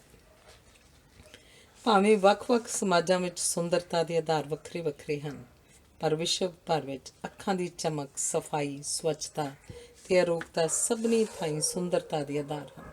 ਸੋ ਇਹ ਸਨਮਾਨ ਸੂਚਕ ਵਿਸ਼ੇਸ਼ਣ ਹਨ। ਗੰਦਗੀ ਨੂੰ ਅਸੀਂ ਕਰੂਪਤਾ ਨਾਲ ਜੋੜਦੇ ਹਾਂ। ਸੋ ਕਿਸੇ ਦਾ ਅਪਮਾਨ ਕਰਨ ਲਈ ਕਿਸੇ ਗੰਦੀ ਚੀਜ਼ ਜਿਵੇਂ ਥੁੱਕ, ਸੀਂਡ, ਮਲ ਮੂਤਰ ਆਦਿ ਦਾ ਹਵਾਲਾ ਦਿੱਤਾ ਜਾਂਦਾ ਹੈ। ਕਿਸੇ ਵਿਅਕਤੀ ਦੀ ਕਿਸੇ ਗੰਦੀ ਚੀਜ਼ ਨਾਲ ਤੁਲਨਾ ਕਰਨੀ ਜਾਂ ਉਸ ਕੋਲੋਂ ਇਵੇਂ ਲੰਘਣਾ ਜਿਵੇਂ ਗੰਦ ਕੋਲੋਂ ਲੰਘ ਰਹੇ ਹੋਈਏ, ਉਸ ਪ੍ਰਤੀ ਅਪਮਾਨ ਦਾ ਪ੍ਰਗਟਾਵਾ ਹੁੰਦਾ ਹੈ। ਅਸ਼ਲੀਲਤਾ ਨੂੰ ਵੀ ਗੰਦਗੀ ਨਾਲ ਜੋੜਿਆ ਜਾਂਦਾ ਹੈ ਤੇ ਕਿਸੇ ਦਾ ਅਪਮਾਨ ਕਰਨ ਲਈ ਉਹਦੇ ਕਿਸੇ ਅਸ਼ਲੀਲ ਵਿਹਾਰ ਜਾਂ ਉਹਦੇ ਸਰੀਰ ਦੇ ਗੁਪਤ ਅੰਗਾਂ ਦਾ ਹਵਾਲਾ ਦਿੱਤਾ ਜਾਂਦਾ ਹੈ। ਕਿਸੇ ਪੁਰਸ਼ ਦਾ ਅਪਮਾਨ ਕਰਨ ਲਈ ਉਸ ਨਾਲ ਸੰਬੰਧਿਤ ਮਾਂ, ਪਤਨੀ, ਧੀ ਜਾਂ ਭੈਣ ਦੇ ਗੁਪਤ ਅੰਗਾਂ ਉੱਤੇ ਜਾਂ ਇਹਨਾਂ ਜੀਆਂ ਦੇ ਕਿਸੇ ਨਾਲ ਨਜਾਇਜ਼ ਸੰਬੰਧਾਂ ਉੱਤੇ ਵਿਅੰਗ ਕੀਤਾ ਜਾਂਦਾ ਹੈ। ਪਤਨੀ ਦਾ ਜਾਂ ਨੂੰਹ ਦਾ ਅਪਮਾਨ ਉਹਦੇ ਪੇਕਿਆਂ ਨੂੰ ਭੈੜਾ, ਝੂਠਾ ਤੇ ਬੇਈਮਾਨ ਸਿੱਧ ਕਰਕੇ ਕੀਤਾ ਜਾਂਦਾ। ਪੁਰਸ਼ ਇਸਤਰੀ ਦਾ ਅਪਮਾਨ ਉਹਨੂੰ ਚਰਿੱਤਰਹੀਨ ਸਿੱਧ ਕਰਕੇ ਤੇ ਇਸਤਰੀ ਪੁਰਸ਼ ਦਾ ਅਪਮਾਨ ਉਹਨੂੰ ਨਿਪੁੰਸਕ ਸਿੱਧ ਕਰਕੇ ਕਰਦੀ ਹੈ। ਇੱਕ ਇਸਤਰੀ ਕਿਸੇ ਦੂਜੀ ਇਸਤਰੀ ਦਾ ਅਪਮਾਨ ਉਹਦੇ ਕਿਸੇ ਭੈੜੇ ਪੁਰਸ਼ ਨਾਲ ਨਾਜਾਇਜ਼ ਸੰਬੰਧਾਂ ਦਾ ਹਵਾਲਾ ਦੇ ਕੇ ਕਰਦੀ ਹੈ। ਇੱਕ ਥਾਂ ਤੇ ਕੰਮ ਕਰਨ ਵਾਲੇ ਵਿਅਕਤੀ ਇੱਕ ਦੂਜੇ ਨੂੰ ਨਾਲਾਇਕ, ਘਮੰਡੀ, ਬੇਈਮਾਨ, ਕੰਮਚੋਰ ਆਦਿ ਸਿੱਧ ਕਰਕੇ ਅਪਮਾਨ ਕਰਦੇ ਹਨ। ਕਈ ਵਾਕ ਅਜਿਹੇ ਹੁੰਦੇ ਹਨ ਜਿਨ੍ਹਾਂ 'ਚ ਅਪਮਾਨ ਪ੍ਰਤੱਖ ਨਹੀਂ ਹੁੰਦਾ, ਲੁਕਿਆ ਹੁੰਦਾ। ਅਜਿਹੇ ਵਾਕਾਂ ਨਾਲ ਗੱਲਬਾਤ ਦਾ ਭੋਗ ਪੈ ਜਾਂਦਾ, ਜਿਵੇਂ ਕਿਸੇ ਅਣਵਿਆਹੀ ਇਸਤਰੀ ਨੂੰ ਪੁੱਛਣਾ ਕਿ ਤੁਹਾਡੇ ਬੱਚੇ ਕਿੰਨੇ ਹਨ ਆਦਿ। ਕਈ ਵਾਕ ਸੁਣਨ ਵਿੱਚ ਭੋਲੇ ਲੱਗਦੇ ਹਨ, ਪਰ ਉਹਨਾਂ ਵਿੱਚ ਅਪਮਾਨ ਦਾ ਤਿੱਖਾ ਡੰਗ ਹੁੰਦਾ ਹੈ। ਜਿਵੇਂ ਜਦੋਂ ਸਖਤ ਸੁਭਾਅ ਵਾਲਾ ਇੱਕ ਅਧਿਆਪਕ ਐਨਕ ਲਾ ਕੇ ਪਹਿਲੀ ਵਾਰ ਜਮਾਤ 'ਚ ਆਇਆ ਤਾਂ ਇੱਕ ਵਿਦਿਆਰਥੀ ਨੇ ਕਿਹਾ, ਮਾਸਟਰ ਜੀ ਅੱਜ ਤੁਸੀਂ ਪੜ੍ਹੇ ਲਿਖੇ ਲੱਗ ਰਹੇ ਹੋ। ਇੱਕ ਪ੍ਰੋਫੈਸਰ ਦੇ ਰਿਟਾਇਰ ਹੋਣ ਉੱਤੇ ਵਿਦਾਇਗੀ ਪਾਰਟੀ 'ਤੇ ਕਿਸੇ ਨੇ ਕਿਹਾ, ਮੈਂ ਆਸ ਕਰਦਾ ਕਿ ਪ੍ਰੋਫੈਸਰ ਸਾਹਿਬ ਹੁਣ ਉਹਨਾਂ ਕਿਤਾਬਾਂ ਨੂੰ ਪੜ੍ਹਨਗੇ ਜਿਹੜੀਆਂ ਉਹ ਸਾਰੀ ਉਮਰ ਪੜ੍ਹਾਉਂਦੇ ਰਹੇ ਹਨ। ਕਿਸੇ ਡਾਕਟਰ ਦੀ ਬਦਲੀ ਉੱਤੇ ਉਹਦੇ ਸਹਿਯੋਗੀ ਨੇ ਕਿਹਾ, ਡਾਕਟਰ ਸਾਹਿਬ ਦੇ ਇਲਾਜ ਨਾਲ ਜਿਹੜੇ ਮਰੀਜ਼ ਅਣਿਆਈ ਮੌਤ ਮਰ ਗਏ ਹਨ, ਉਹਨਾਂ ਦੀ ਮਿੱਠੀ ਯਾਦ ਵਿੱਚ ਹੁਣ ਅਸੀਂ 2 ਮਿੰਟ ਦਾ ਮੌਨ ਧਾਰਾਂਗੇ। ਡੰਗਰਾਂ ਦੇ ਡਾਕਟਰ ਨੂੰ ਕਿਸੇ ਨੇ ਪੁੱਛਿਆ, ਸੁਣਿਆ ਤੁਸੀਂ ਡੰਗਰਾਂ ਦੇ ਡਾਕਟਰ ਹੋ? ਅੱਗੇ ਡਾਕਟਰ ਨੇ ਕਿਹਾ, ਹਾਂ ਦੱਸੋ ਕੀ ਤਕਲੀਫ ਹੈ। ਹੁਣ ਸਨਮਾਨ ਦੀ ਭਾਵਨਾ ਨਾਲ ਕਿਸੇ ਦੀ ਬਾਂਹ 'ਚ ਬਾਂਹ ਪਾ ਕੇ ਚੱਲਣ ਦੀਆਂ ਸੰਭਾਵਨਾਵਾਂ ਤੇ ਥਾਵਾਂ ਮੁੱਕਦੀਆਂ ਜਾ ਰਹੀਆਂ ਹਨ। ਕੰਮ ਵਿੱਚ ਉਤਸ਼ਾਹ ਨਾ ਹੋਣ ਕਾਰਨ ਥਕੇਵਾਂ ਵੱਧ ਰਿਹਾ ਹੈ। ਡਰ ਉੱਤੇ ਉਸਰਿਆ ਹੋਇਆ ਸਤਿਕਾਰ ਜਾਂ ਸਵਾਰਥ ਅਧੀਨ ਕੀਤੀ ਹੋਈ ਪ੍ਰਸ਼ੰਸਾ ਜਾਂ ਮੰਗ ਕੇ ਲਿਆ ਹੋਇਆ ਸਨਮਾਨ ਜਾਂ ਦੌੜ ਭੱਜ ਕਰਕੇ ਪ੍ਰਾਪਤ ਕੀਤਾ ਇਨਾਮ ਵਾਸਤਵ ਵਿੱਚ ਅਪਮਾਨ ਦੇ ਹੀ ਵੱਖ-ਵੱਖ ਰੂਪ ਸਮਝੇ ਜਾਂਦੇ ਹਨ। ਜਦੋਂ ਅਵਸਰ ਘੱਟ ਹੋਣ ਤੇ ਮੁਕਾਬਲਾ ਤੇਜ਼ ਹੋਵੇ, ਜਦੋਂ ਇੱਛਾਵਾਂ ਵਧੇਰੇ ਹੋਣ ਤੇ ਪ੍ਰਾਪਤੀ ਦੀ ਸੰਭਾਵਨਾ ਲਗਭਗ ਲੋਪ ਹੋਵੇ ਤਾਂ ਅਕਸਰ ਹਰ ਰਿਸ਼ਤੇ ਨੇ ਅੰਤ ਨੂੰ ਅਪਮਾਨ ਵਾਲਾ ਰਿਸ਼ਤਾ ਬਣ ਜਾਣਾ ਹੁੰਦਾ ਹੈ। ਸਾਡੀ ਆਰਥਿਕ ਪ੍ਰਣਾਲੀ ਸਾਨੂੰ ਬੇਰਹਿਮ ਦੌੜ ਵਿੱਚ ਦੌੜਾਉਂਦੀ ਹੈ ਅਤੇ ਦੂਜਿਆਂ ਨਾਲ ਸਾਡੇ ਸੰਬੰਧਾਂ ਨੂੰ ਵਿਗਾੜਦੀ ਹੈ, ਜਿਸ ਕਾਰਨ ਮਨੁੱਖ ਦੀ ਜਿੰਨੀ ਦੁਰਗਤੀ ਅਜੋਕੇ ਯੁੱਗ 'ਚ ਹੋ ਰਹੀ ਹੈ, ਉਨੀ ਪਹਿਲਾਂ ਕਦੇ ਨਹੀਂ ਹੋਈ। ਹਰ ਕਿਸੇ ਪ੍ਰਤੀ ਅਪਮਾਨ ਦੀ ਦ੍ਰਿਸ਼ਟੀ ਸਾਡੇ ਯੁੱਗ ਦੀ ਮੁੱਖ ਪਛਾਣ ਹੈ। ਅਪਮਾਨ ਭਰੇ ਇਸ ਵਾਤਾਵਰਨ 'ਚ ਸਾਨੂੰ ਆਪਣੀ ਸਹਿਣਸ਼ੀਲਤਾ ਵਧਾਉਣੀ ਚਾਹੀਦੀ ਹੈ। ਅਜੋਕਾ ਯੁੱਗ ਸਵਾਰਥੀ ਸਮਝੌਤਿਆਂ ਦਾ ਯੁੱਗ ਹੈ। ਇਸ ਵਿੱਚ ਨਾ ਸਦੀਵੀ ਦੋਸਤੀਆਂ ਸੰਭਵ ਹਨ ਤੇ ਨਾ ਹੀ ਸਦੀਵੀ ਦੁਸ਼ਮਣੀਆਂ। ਸੋ ਨਾ ਸਨਮਾਨ ਉੱਤੇ ਪ੍ਰਸੰਨ ਹੋਣ ਦੀ ਲੋੜ ਹੈ ਤੇ ਨਾ ਹੀ ਕਿਸੇ ਵੱਲੋਂ ਕੀਤੇ ਅਪਮਾਨ ਉੱਤੇ ਉਦਾਸ ਹੋਣਾ ਚਾਹੀਦਾ ਹੈ। ਅਜੋਕਾ ਮਨੁੱਖ ਜੇ ਥੋੜ੍ਹਾ ਬਹੁਤ ਅਪਮਾਨ ਬਰਦਾਸ਼ਤ ਕਰਨਾ ਸਿੱਖ ਲਵੇ ਤਾਂ ਆਪਣੇ ਜੀਵਨ 'ਚ ਬੜਾ ਸੌਖਾ ਹੋ ਰਹੇਗਾ। ਦੁਸ਼ਮਣਾਂ ਵਰਗੇ ਦੋਸਤਾਂ ਦੇ ਅਜੋਕੇ ਦੌਰ ਵਿੱਚ ਅਪਮਾਨ ਤਾਂ ਸਾਡਾ ਹੋਣਾ ਹੀ ਹੋਣਾ ਹੈ, ਜਿਸ ਨੂੰ ਸਹਿਣਾ ਸਾਡੀ ਹੋਣੀ ਹੈ। ਧੰਨਵਾਦ। ਅਗਲਾ ਲੇਖ ਹੈ ਕਲਾ ਤੇ ਕਲਪਨਾ। ਸੰਸਾਰ ਵਿੱਚ ਸੁੰਦਰਤਾ ਨੂੰ ਪਛਾਣਨ ਤੇ ਆਪਣੇ ਜੀਵਨ ਕਾਲ ਵਿੱਚ ਸੁੰਦਰਤਾ ਨੂੰ ਸਿਰਜਣ ਦੇ ਕਾਰਜ ਨੂੰ ਕਲਾ ਕਹਿੰਦੇ ਹਨ। ਸੰਸਾਰ 'ਚ ਜੋ ਕੁਝ ਵੀ ਸੁੰਦਰ, ਉੱਤਮ ਤੇ ਕਲਿਆਣਕਾਰੀ ਹੈ, ਉਸ ਨੂੰ ਸਾਂਭਣ ਦਾ ਕਾਰਜ ਕਲਾ ਕਰਦੀ ਹੈ। ਸੰਸਾਰ ਵਿੱਚ ਇੱਕ ਨਿਰੰਤਰ ਸੰਘਰਸ਼ ਚੱਲ ਰਿਹਾ ਹੈ। ਚੁੱਪ ਦਾ ਰੌਲੇ ਨਾਲ, ਜੀਵਨ ਦਾ ਮੌਤ ਨਾਲ, ਨੰਗੇ ਪੈਰਾਂ ਦਾ ਰਸਤਿਆਂ ਨਾਲ, ਕਲਾ ਦਾ ਕਰੂਪਤਾ ਨਾਲ, ਅਮਨ ਦਾ ਜੰਗ ਨਾਲ, ਇਮਾਨਦਾਰੀ ਦਾ ਬੇਈਮਾਨੀ ਨਾਲ, ਖਲੋਤਿਆਂ ਦਾ ਬੈਠਿਆਂ ਨਾਲ। ਸੰਘਰਸ਼ ਦੀਆਂ 2 ਧਿਰਾਂ ਹੁੰਦੀਆਂ ਹਨ। ਤੀਜੀ ਧਿਰ ਦੇ ਉਤਪੰਨ ਹੋਣ ਨਾਲ ਸੰਘਰਸ਼ ਅਸਾਵਾਂ ਹੋ ਜਾਂਦਾ ਹੈ। ਇਹ 2 ਧਿਰਾਂ ਹਨ, ਮਨ ਤੇ ਹਥਿਆਰ। ਲੜਾਈ ਕਿੰਨੀ ਵੀ ਲੰਮੀ ਹੋਵੇ, ਅੰਤ ਨੂੰ ਮਨ ਜਿੱਤਣਗੇ, ਹਥਿਆਰ ਹਾਰਨਗੇ, ਕਿਉਂਕਿ ਕਲਾ ਵਾਲੀ ਕਲਿਆਣਕਾਰੀ ਧਿਰ ਮਨ ਦੇ ਪੱਖ ਵਿੱਚ ਹੈ। ਜੀਵਨ ਜਿਉਣਾ ਤੇ ਜੀਵਨ ਮੰਨਣਾ 2 ਵੱਖਰੇ ਵਰਤਾਰੇ ਹਨ। ਜੀਵ ਜੰਤੂ ਜੀਵਨ ਜਿਉਂਦੇ ਹਨ, ਪਰ ਜੀਵਨ ਮਾਣਦੇ ਕਲਾਕਾਰ ਮਨੁੱਖ ਹਨ। ਸਥਿਤੀ ਕਿੰਨੀ ਵੀ ਨਿਰਾਸ਼ਾਜਨਕ ਹੋਵੇ, ਜੀਵਨ ਮਾਣਨ ਦੀ ਤਾਂਘ ਉਸ ਵਿੱਚੋਂ ਕੋਈ ਰਾਹ ਲੱਭ ਹੀ ਲਏਗੀ। ਰਾਤ ਕਿੰਨੀ ਵੀ ਲੰਮੀ ਹੋਵੇ, ਅੰਤ ਨੂੰ ਸਵੇਰ ਹੋਏਗੀ। ਬੱਦਲ ਕਿੰਨੇ ਵੀ ਭਰੇ ਹੋਏ ਹੋਣ, ਅੰਤ ਨੂੰ ਸੂਰਜ ਨਿਕਲੇਗਾ। ਜੀਵਨ ਮਨ ਸਰੋਵਰ ਝੀਲ ਵਾਂਗ ਹੈ, ਇਹਨੇ ਭਰਦੇ ਰਹਿਣਾ ਹੈ। ਇਸ ਨੇ ਸਤਲੁਜ ਬਣ ਵਗਦੇ ਰਹਿਣਾ ਹੈ। ਜਿੰਨਾ ਪਾਣੀ ਕੋਈ ਝੀਲ ਆਪਣੇ ਵੱਲ ਖਿੱਚ ਸਕੇਗੀ, ਉਨੀ ਉਹ ਡੂੰਘੀ ਤੇ ਵਿਸ਼ਾਲ ਹੁੰਦੀ ਜਾਏਗੀ। ਕਲਾ ਸੁੰਦਰਤਾ ਦੇ ਦਰਸ਼ਨ ਦੀਦਾਰ ਕਰਕੇ ਪ੍ਰਸੰਨ ਹੋਣ ਦੀ ਇੱਛਾ ਵਿੱਚੋਂ ਜਨਮ ਲੈਂਦੀ ਹੈ। ਕਿਸੇ ਕਲਾ ਕਿਰਤ ਦੇ ਸੋਝ ਨੂੰ ਮੰਨਣਾ ਆਪਣੇ ਆਪ ਨੂੰ ਲੱਭ ਪੈਣ ਵਾਂਗ ਹੁੰਦਾ ਹੈ। ਸੋਝ ਉਪਜਾਉਣਾ ਕਲਾ ਦਾ ਸਰਬੋਤਮ ਉਦੇਸ਼ ਹੁੰਦਾ ਹੈ। ਕਲਾ ਸੁੰਦਰਤਾ ਨੂੰ ਸਿਰਜਦੀ ਹੈ, ਸੋਝ ਦੇ ਦੀਦਾਰ ਕਰਵਾਉਂਦੀ ਹੈ। ਸੁੰਦਰਤਾ ਦਾ ਗਿਆਨ ਸਾਡੇ ਵਿੱਚੋਂ ਸਵਾਰਥੀ ਰੁਚੀਆਂ ਧੋ ਦਿੰਦਾ ਹੈ। ਕਲਾ ਇੱਕ ਵਾਤਾਵਰਨ ਸਿਰਜਦੀ ਹੈ ਜਿਸ ਵਿੱਚ ਮਨੁੱਖਤਾ ਨੂੰ ਸਾਹ ਸੌਖਿਆ ਆਉਂਦਾ ਹੈ। ਜਦੋਂ ਮਨੁੱਖਤਾ ਨੂੰ ਸਾਹ ਸੌਖਾ ਆਏਗਾ ਤਾਂ ਨਾ ਕੋਈ ਨੀਵੀਂ ਹਰਕਤ ਕਰੇਗਾ, ਨਾ ਕਿਸੇ ਦੀ ਨੀਵੀਂ ਹਰਕਤ ਵੱਲ ਧਿਆਨ ਜਾਏਗਾ। ਉੱਚੀ ਕਲਾ ਉਹ ਹੁੰਦੀ ਹੈ ਜਿਸ ਵਿੱਚ ਸੱਚ ਤੇ ਅਨੁਭਵ ਦੇ ਉੱਚੇ ਮਿਆਰ ਸਥਾਪਿਤ ਕੀਤੇ ਜਾਣ। ਉੱਚੀ ਕਲਾ ਕਿਰਤ ਦੇ ਨੇੜੇ ਵਿਚਰਦਿਆਂ ਅਸੀਂ ਸੰਪੂਰਨਤਾ, ਸੰਤੁਲਨ ਤੇ ਪ੍ਰਸੰਨਤਾ ਦੇ ਵਾਤਾਵਰਨ 'ਚ ਉੱਚੇ ਉੱਠਦੇ ਹਾਂ ਤੇ ਸਾਡੇ ਸਾਹਮਣੇ ਅਨੁਭਵ ਤੇ ਅਹਿਸਾਸ ਦੇ ਨਵੇਂ ਦੁਮੇਲ ਉਜਾਗਰ ਹੁੰਦੇ ਹਨ। ਅਜੋਕੇ ਯੁੱਗ ਦੀਆਂ ਆਰਥਿਕ ਮਜਬੂਰੀਆਂ, ਰਾਜਨੀਤਿਕ ਕਲਾਬਾਜ਼ੀਆਂ, ਨਿੱਕੀਆਂ ਲੜਾਈਆਂ ਤੇ ਨੀਵੀਆਂ ਲਾਲਸਾਵਾਂ ਸਾਨੂੰ ਸੁੰਦਰ ਤੇ ਸੋਝਮਈ ਕਲਾ ਖੇਤਰਾਂ ਤੋਂ ਨਿਰੰਤਰ ਦੂਰ ਲੈ ਜਾ ਰਹੀਆਂ ਹਨ। ਕਦੇ ਨਾ ਕਦੇ ਉਹ ਯੁੱਗ ਆਏਗਾ ਜਦੋਂ ਲੁਕਾਈ ਸਭ ਸਰਕਾਰਾਂ ਨੂੰ ਰੱਦ ਕਰ ਦੇਵੇਗੀ ਤੇ ਉਹਨਾਂ ਢੰਗਾਂ ਤਰੀਕਿਆਂ ਨੂੰ ਉਸਾਰੇਗੀ ਜਿਨ੍ਹਾਂ ਨਾਲ ਮਨੁੱਖ ਦੇ ਨੇੜੇ ਆ ਸਕੇਗਾ ਤੇ ਵਿਸ਼ਵਾਸ ਤੇ ਸੁਰੱਖਿਆ ਦੇ ਸੁਖਾਵੇਂ ਵਾਤਾਵਰਨ ਵਿੱਚ ਉਹ ਆਪਣਾ ਆਪਾ ਖੁੱਲ੍ਹ ਕੇ ਪ੍ਰਗਟਾ ਸਕੇਗਾ। ਜਿਉਂ-ਜਿਉਂ ਮਨੁੱਖ ਸੱਭਿਅਕ ਹੁੰਦਾ ਗਿਆ, ਤਿਉਂ-ਤਿਉਂ ਉਦਾਸ ਹੁੰਦਾ ਗਿਆ। ਜਿਉਂ-ਜਿਉਂ ਸਮਾਜ ਉਸਰਦਾ ਗਿਆ, ਤਿਉਂ-ਤਿਉਂ ਮਨੁੱਖ ਉੱਤੇ ਬੰਧਨ ਤੇ ਰੋਕਾਂ ਵੱਧਦੀਆਂ ਗਈਆਂ ਹਨ। ਮਨੁੱਖ ਵਿੱਚ ਆਜ਼ਾਦ ਵਿਚਰਨ ਦੀ ਇੱਕ ਸਦੀਵੀ ਤਾਂਘ ਹੈ। ਇਹ ਤਾਂਘ ਹੀ ਆਜ਼ਾਦੀ ਦੇ ਸੰਗਰਾਮਾਂ ਨੂੰ ਜਨਮ ਦਿੰਦੀ ਹੈ। ਜਦੋਂ ਇਸ ਤਾਂਘ 'ਤੇ ਰੋਕਾਂ ਲੱਗਦੀਆਂ ਹਨ ਤਾਂ ਮਨੁੱਖ ਕਲਪਨਾ ਦਾ ਸਹਾਰਾ ਲੈਂਦਾ ਹੈ। ਜੇ ਮਨੁੱਖ ਸਮਾਜ ਵਿੱਚ ਨਾ ਰਹਿ ਰਿਹਾ ਹੁੰਦਾ ਤਾਂ ਉਹਨੂੰ ਕਲਪਨਾ ਦੀ ਲੋੜ ਨਹੀਂ ਸੀ ਪੈਣੀ। ਉਹਨੂੰ ਕਲਪਨਾ ਦੀ ਲੋੜ ਪਈ ਹੀ ਤਾਂ ਕਿਉਂਕਿ ਵਾਸਤਵਿਕਤਾ ਨਾਲ ਉਹਦੀ ਤਸੱਲੀ ਨਹੀਂ ਹੋਈ। ਜਿਹੋ ਜਿਹਾ ਜੀਵਨ ਉਹ ਜਿਉਣਾ ਚਾਹੁੰਦਾ ਹੈ ਉਹ ਸਮਾਜ ਵਿੱਚ ਰਹਿੰਦਿਆਂ ਸੰਭਵ ਨਹੀਂ ਹੁੰਦਾ। ਇਸ ਅਸੰਭਵ ਨੂੰ ਸੰਭਵ ਬਣਾਉਣ ਵਾਸਤੇ ਮਨੁੱਖ ਕਲਪਨਾ ਨਾਲ ਉੱਚਾ ਉੱਠਦਾ ਹੈ। ਦਿਸਦੇ ਸੰਸਾਰ ਦੇ ਸਮਾਨਾਂਤਰ ਕਲਪਨਾ ਨਾਲ ਇੱਕ ਹੋਰ ਸੰਸਾਰ ਦੀ ਉਸਾਰੀ ਹੀ ਕਲਾ ਹੈ। ਕਿਹੋ ਜਿਹਾ ਵੀ ਸਮਾਜ ਸਿਰਜ ਲਿਆ ਜਾਵੇ, ਉਹ ਮਨੁੱਖ ਦੀਆਂ ਸਾਰੀਆਂ ਤਾਂਘਾਂ ਉਮੰਗਾਂ 'ਤੇ ਪੂਰਾ ਨਹੀਂ ਉਤਰੇਗਾ। ਸੋ ਮਨੁੱਖ ਨੂੰ ਹਰ ਸਮਾਜ ਤੇ ਹਰੇਕ ਯੁੱਗ ਵਿੱਚ ਕਲਪਨਾ ਦਾ ਸਹਾਰਾ ਲੈਣਾ ਪੈਂਦਾ ਰਹੇਗਾ। ਇਵੇਂ ਹਰ ਯੁੱਗ ਵਿੱਚ ਕਲਾ ਦਾ ਮਹੱਤਵ ਬਣਿਆ ਰਹੇਗਾ। ਹਰ ਪੀੜ੍ਹੀ ਆਪਣੀਆਂ ਤਾਂਘਾਂ ਉਮੰਗਾਂ ਤੇ ਸੰਦਰਭ ਵਿੱਚ ਕਲਾ ਦਾ ਨਿਰਮਾਣ ਕਰਦੀ ਹੈ, ਕਿਉਂਕਿ ਹਰ ਪੀੜ੍ਹੀ ਵੱਖਰੇ ਢੰਗ ਨਾਲ ਸੋਚਦੀ ਹੈ, ਆਪਣੇ ਆਪ ਨੂੰ ਵੱਖਰੇ ਢੰਗ ਨਾਲ ਪ੍ਰਗਟਾਉਂਦੀ ਹੈ ਤੇ ਨੱਚਣ ਲਈ ਵੱਖਰੇ ਢੰਗ ਨਾਲ ਲੱਤਾਂ ਬਾਹਾਂ ਹਿਲਾਉਂਦੀ ਹੈ। ਜਿਨ੍ਹਾਂ ਸਮਾਜਾਂ ਵਿੱਚ ਮਨੁੱਖ ਤੇ ਪ੍ਰਕਿਰਤੀ ਦਾ ਰਿਸ਼ਤਾ ਅਜੇ ਬਰਕਰਾਰ ਹੈ, ਉੱਥੇ ਕਲਪਨਾ ਦਾ ਸਹਾਰਾ ਲੈਣ ਤੇ ਕਲਾ ਸਿਰਜਣ ਦੀ ਲੋੜ ਨਹੀਂ ਪੈਂਦੀ, ਕਿਉਂਕਿ ਉੱਥੇ ਪ੍ਰਕਿਰਤੀ ਨੂੰ ਹੀ ਅਦਭੁਤ ਕਲਾ ਸਮਝਿਆ ਜਾਂਦਾ ਹੈ। ਪੰਛੀਆਂ ਨੂੰ ਕਲਪਨਾ ਦੀ ਲੋੜ ਨਹੀਂ, ਕਿਉਂਕਿ ਉਹ ਅਜੇ ਵੀ ਪ੍ਰਕਿਰਤੀ ਦਾ ਭਾਗ ਹਨ। ਜਿਉਂ-ਜਿਉਂ ਮਨੁੱਖ ਪ੍ਰਕਿਰਤੀ ਤੋਂ ਦੂਰ ਹੁੰਦਾ ਜਾ ਰਿਹਾ ਹੈ, ਤਿਉਂ-ਤਿਉਂ ਉਹਨੂੰ ਕਲਪਨਾ ਅਤੇ ਕਲਾ ਦੀ ਵਧੇਰੇ ਲੋੜ ਪੈਂਦੀ ਹੈ। ਪ੍ਰਕਿਰਤੀ ਦੀ ਗੋਦ 'ਚ ਅਸੀਂ ਰੱਬ ਨੂੰ ਕਲਾਕਾਰ ਤੇ ਪ੍ਰਕਿਰਤੀ ਨੂੰ ਕਲਾ ਦੇ ਰੂਪ 'ਚ ਦੇਖਦੇ ਹਾਂ। ਸਭ ਪ੍ਰਕਾਰ ਦੀ ਕਲਾ ਦਾ ਸਰੋਤ ਪ੍ਰਕਿਰਤੀ ਹੈ।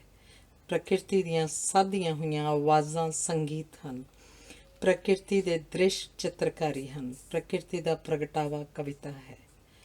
ਪਹਾੜ, ਭਵਨ ਨਿਰਮਾਣ ਕਲਾ ਦੇ ਨਮੂਨੇ ਹਨ। ਪ੍ਰਕਿਰਤੀ ਨਾਲ ਮਿਲਾਈ ਹੋਈ ਸੁਰ ਗੀਤ ਹਨ। ਪ੍ਰਕਿਰਤੀ ਦੇ ਜੀਵਾਂ ਦਾ ਸਥੂਲ ਰੂਪ ਮੂਰਤੀ ਕਲਾ ਹੈ। ਹਵਾਵਾਂ ਦਾ ਚੱਲਣਾ, ਬੂਟਿਆਂ ਦਾ ਝੂਮਣਾ, ਝਰਨੇ ਦਾ ਵਹਿਣਾ ਨਾਚ ਹਨ। ਜਿਹੜੇ ਸਮਾਜ ਪ੍ਰਕਿਰਤੀ ਦੇ ਨੇੜੇ ਹਨ ਉਹਨਾਂ ਨੂੰ ਸਾਹਿਤ ਸਿਰਜਣ ਦੀ ਲੋੜ ਹੀ ਨਹੀਂ। ਕਿੰਨੀ ਅਜੀਬ ਗੱਲ ਹੈ ਕਿ ਮਨੁੱਖ ਇਹਨਾਂ ਸੰਤੁਸ਼ਟ ਲੋਕਾਂ ਨੂੰ ਪਛੜੇ ਹੋਏ ਤੇ ਅਸੱਭਿਅਕ ਕਹਿੰਦਾ ਹੈ।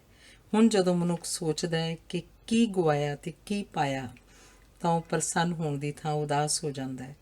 ਇਸ ਉਦਰੇਵੇਂ ਤੇ ਉਦਾਸੀ ਨੂੰ ਘਟਾਉਣ ਲਈ ਉਹ ਕਲਾ ਦਾ ਪੱਲਾ ਫੜਦਾ ਹੈ। ਸਾਨੂੰ ਆਪਣੇ ਸੁਭਾਅ ਵਿੱਚੋਂ ਸਵਾਰਥ ਤੇ ਲਾਲਸਾ ਦਾ ਤਿਆਗ ਕਰਨ ਲਈ ਉੱਚੀਆਂ ਸੋਚਾਂ ਨੂੰ ਸਥਾਪਿਤ ਕਰਨਾ ਪਏਗਾ।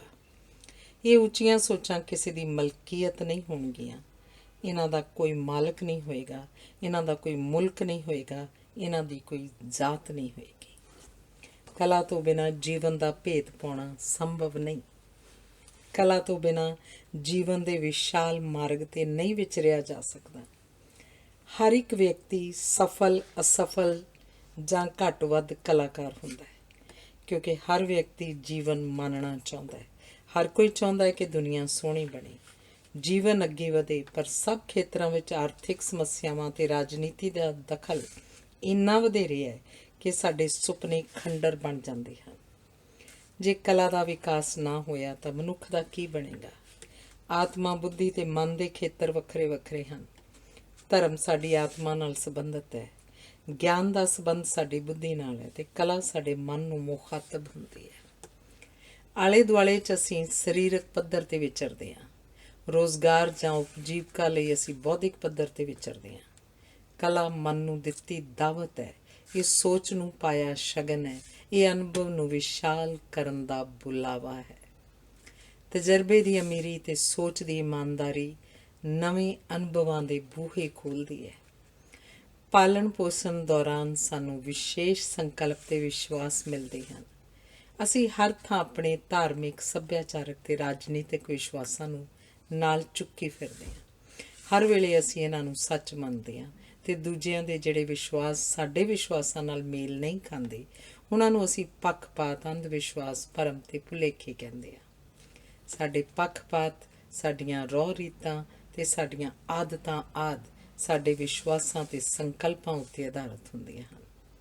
ਅਸੀਂ ਜੋ ਕੁਝ ਸੁਣਦੇ ਅਤੇ ਵੇਖਦੇ ਹਾਂ, ਉਸ ਨੂੰ ਵਿਸ਼ੇਸ਼ ਰੰਗ ਵਿੱਚ ਉਪਰੋਕਤ ਦੇ ਸੰਦਰਭ ਵਿੱਚ ਹੀ ਸਮਝਦੇ, ਪਰਖਦੇ, ਪ੍ਰਵਾਨ ਅਪਰਵਾਨ ਕਰਦੇ ਹਾਂ।